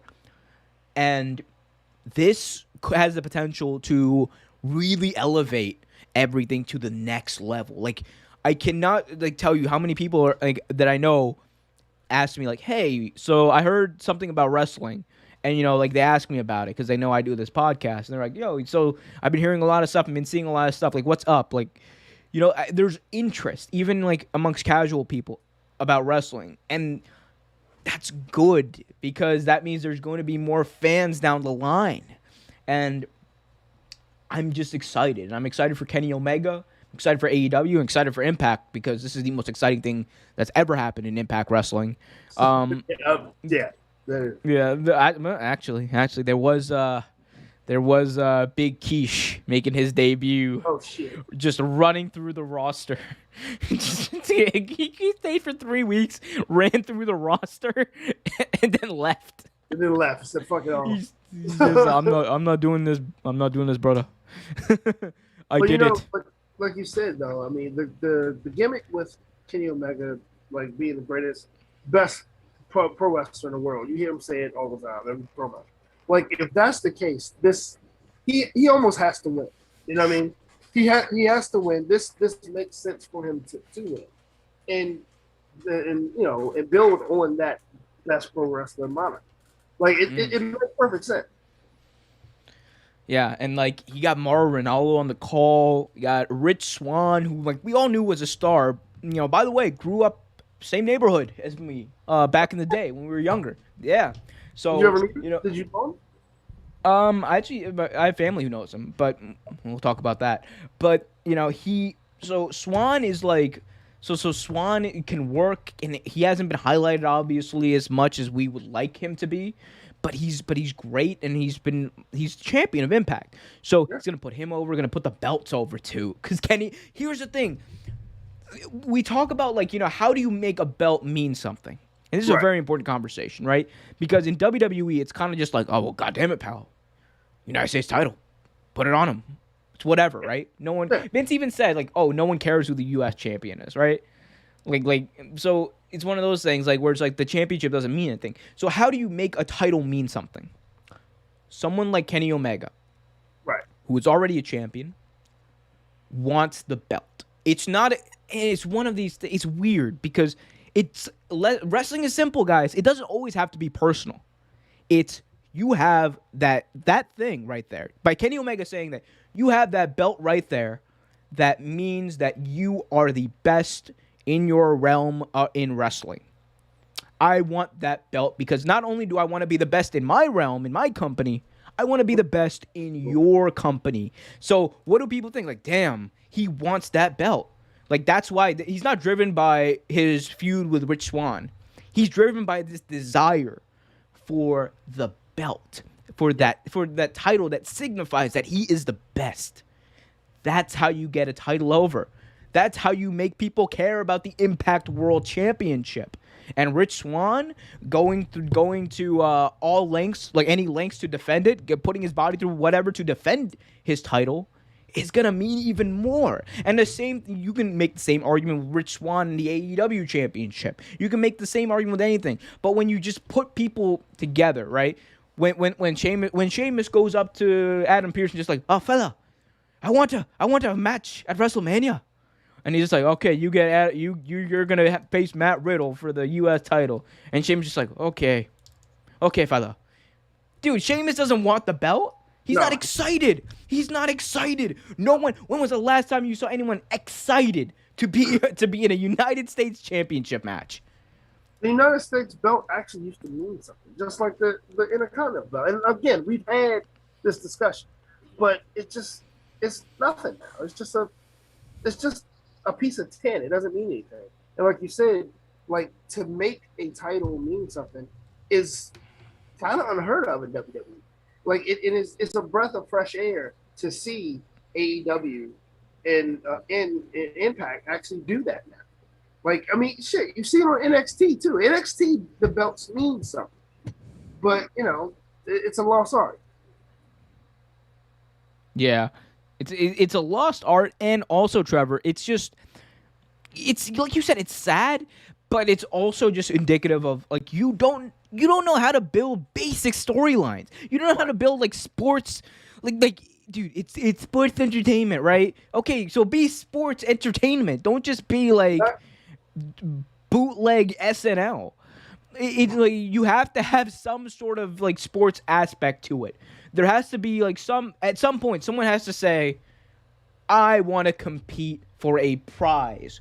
That belt, the United States, the Intercontinental, whatever, that is a prize that I want to compete. I'm willing to put my body through whatever to compete for. And these people who are competing for these belts, they don't get promos. Like how am I supposed to care about a belt if I don't know why that person wants to fight for the belt? Exactly. How am I like you can only get away with that for so long before people see through the bullshit and before people are just like, well, that title must mean absolutely nothing because nobody ever says that they want it. Yep. And it's never on the line in a tournament. There's never number one contender tournaments or number one contender matches for these secondary belts. There's barely... We haven't even seen that up until recently for the WWE title. It's kind of just been working on like clockwork. Exactly. It's sad, man. It's sad. They would use the Andre the Giant Memorial to pick a number one contender for the belt. Whenever you would think I've been talking about this idea since literally the first Andre the Giant Memorial Battle Royal. Like, you're telling me that they win this trophy that they can't carry around anywhere.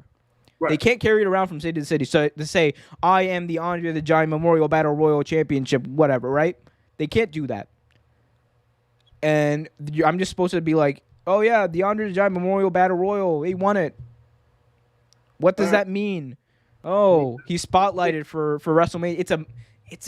It's a jobber rumble. That's all it is. It's a jobber rumble. And I take no pride in saying that, man, because it has the potential to be more. Same thing with the name redacted women's battle royal at WrestleMania.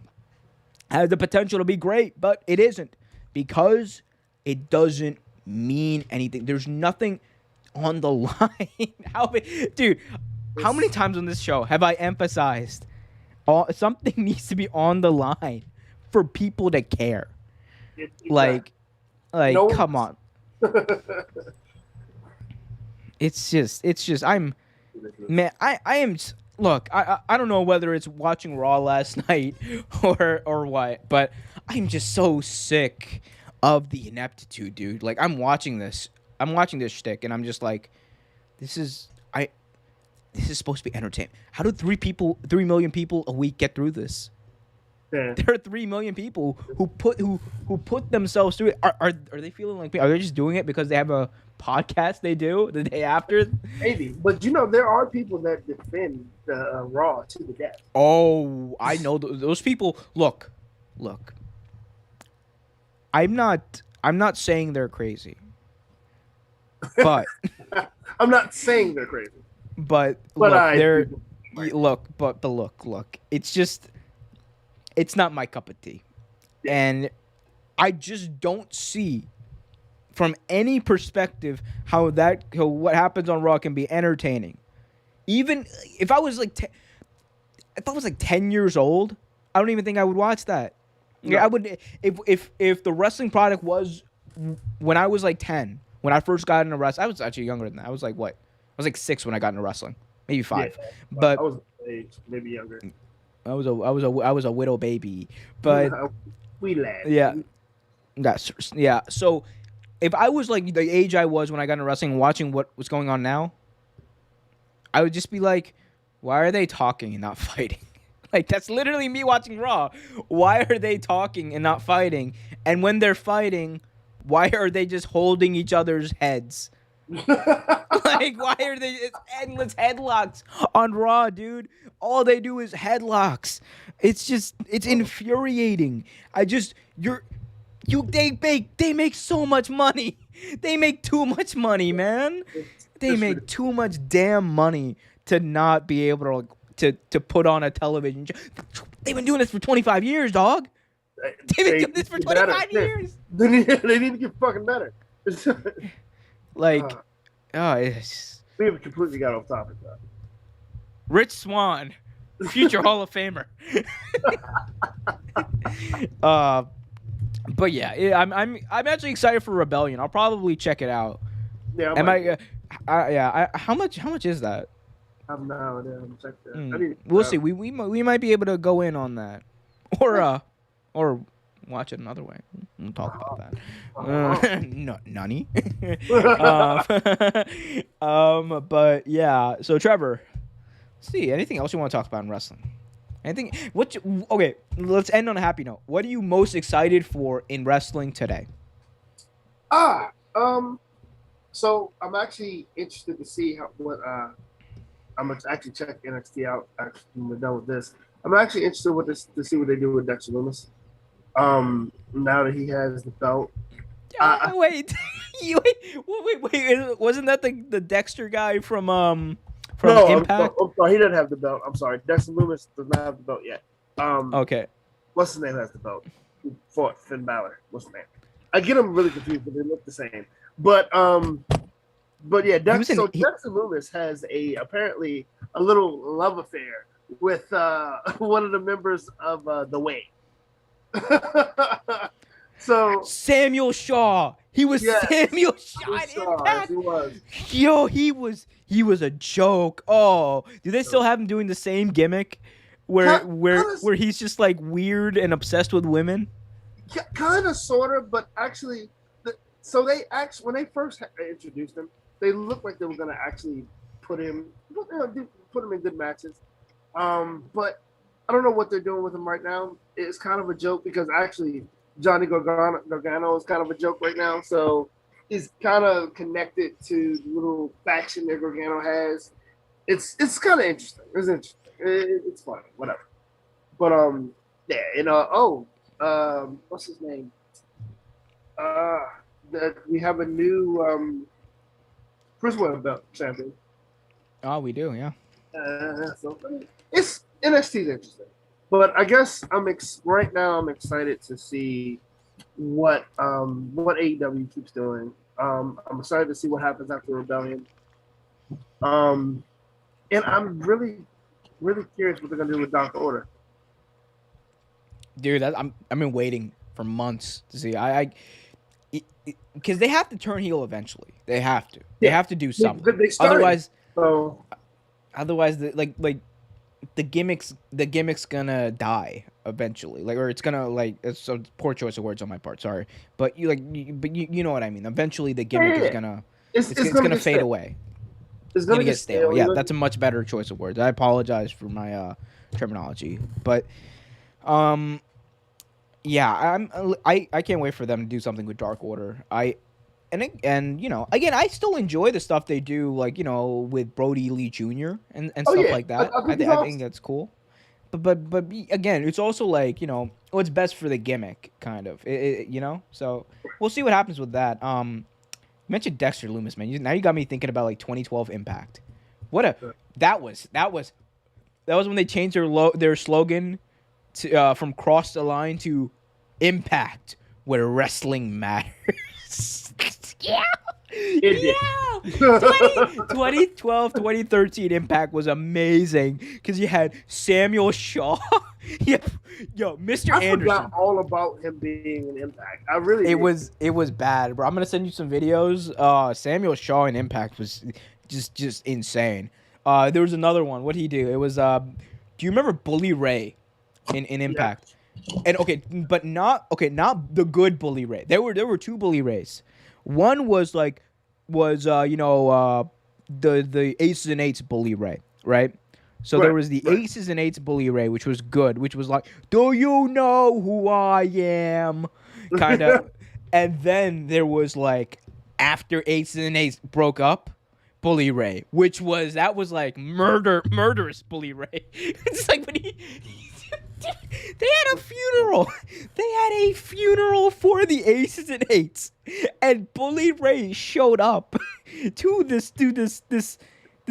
this funeral for the Aces and Eights, and he shows up to this funeral for the Aces and Eights, and he's wearing glasses and a hoodie, and he's like all dark, and he goes up like, "Mr. Anderson, you killed what I loved. And now I'm going to murder your family." And you're just like, what? It was just like every week, and it was like the darkest promos you've ever heard, seen. You're just like, whoa, bro, chill out. Like, it's not that deep. And he's just like, wait, I know you're not home on Thursdays. And he's like, you see him lighting a match, and you're just like, jeez, dude, someone get this man. I'm gonna arrest this man. He's obviously made threats. Did you like Joker Sting? It was interesting. It was like especially during that Hulkamania. It would have been better, I think. It would have been better if it wasn't going on during the Hulk Hogan power trip and Impact. Yeah. Because like there was just so much going. It was actually a lot like WCW. Like it was a lot like WCW. Just throwing everything at the wall and none of it sticking. Yeah, but Joker Sting, look, stuck at all. It was entertaining. It was nice to see Sting kind of doing something. It did get kind of like hokey and like passe after a while though.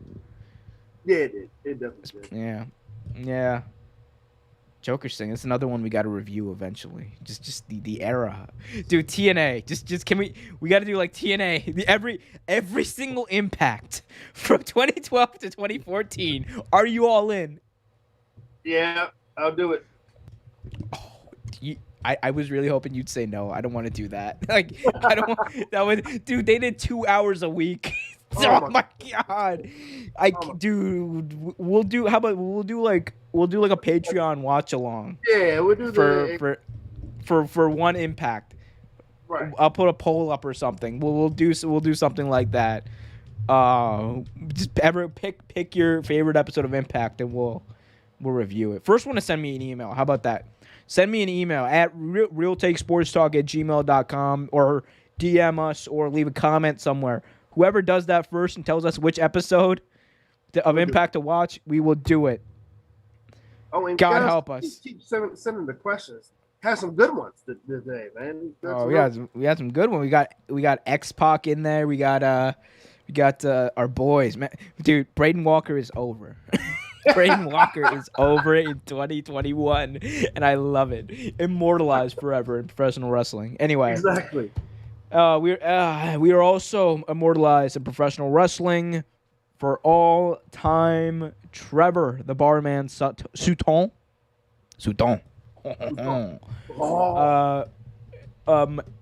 Omer, right here. We'll see you guys next week.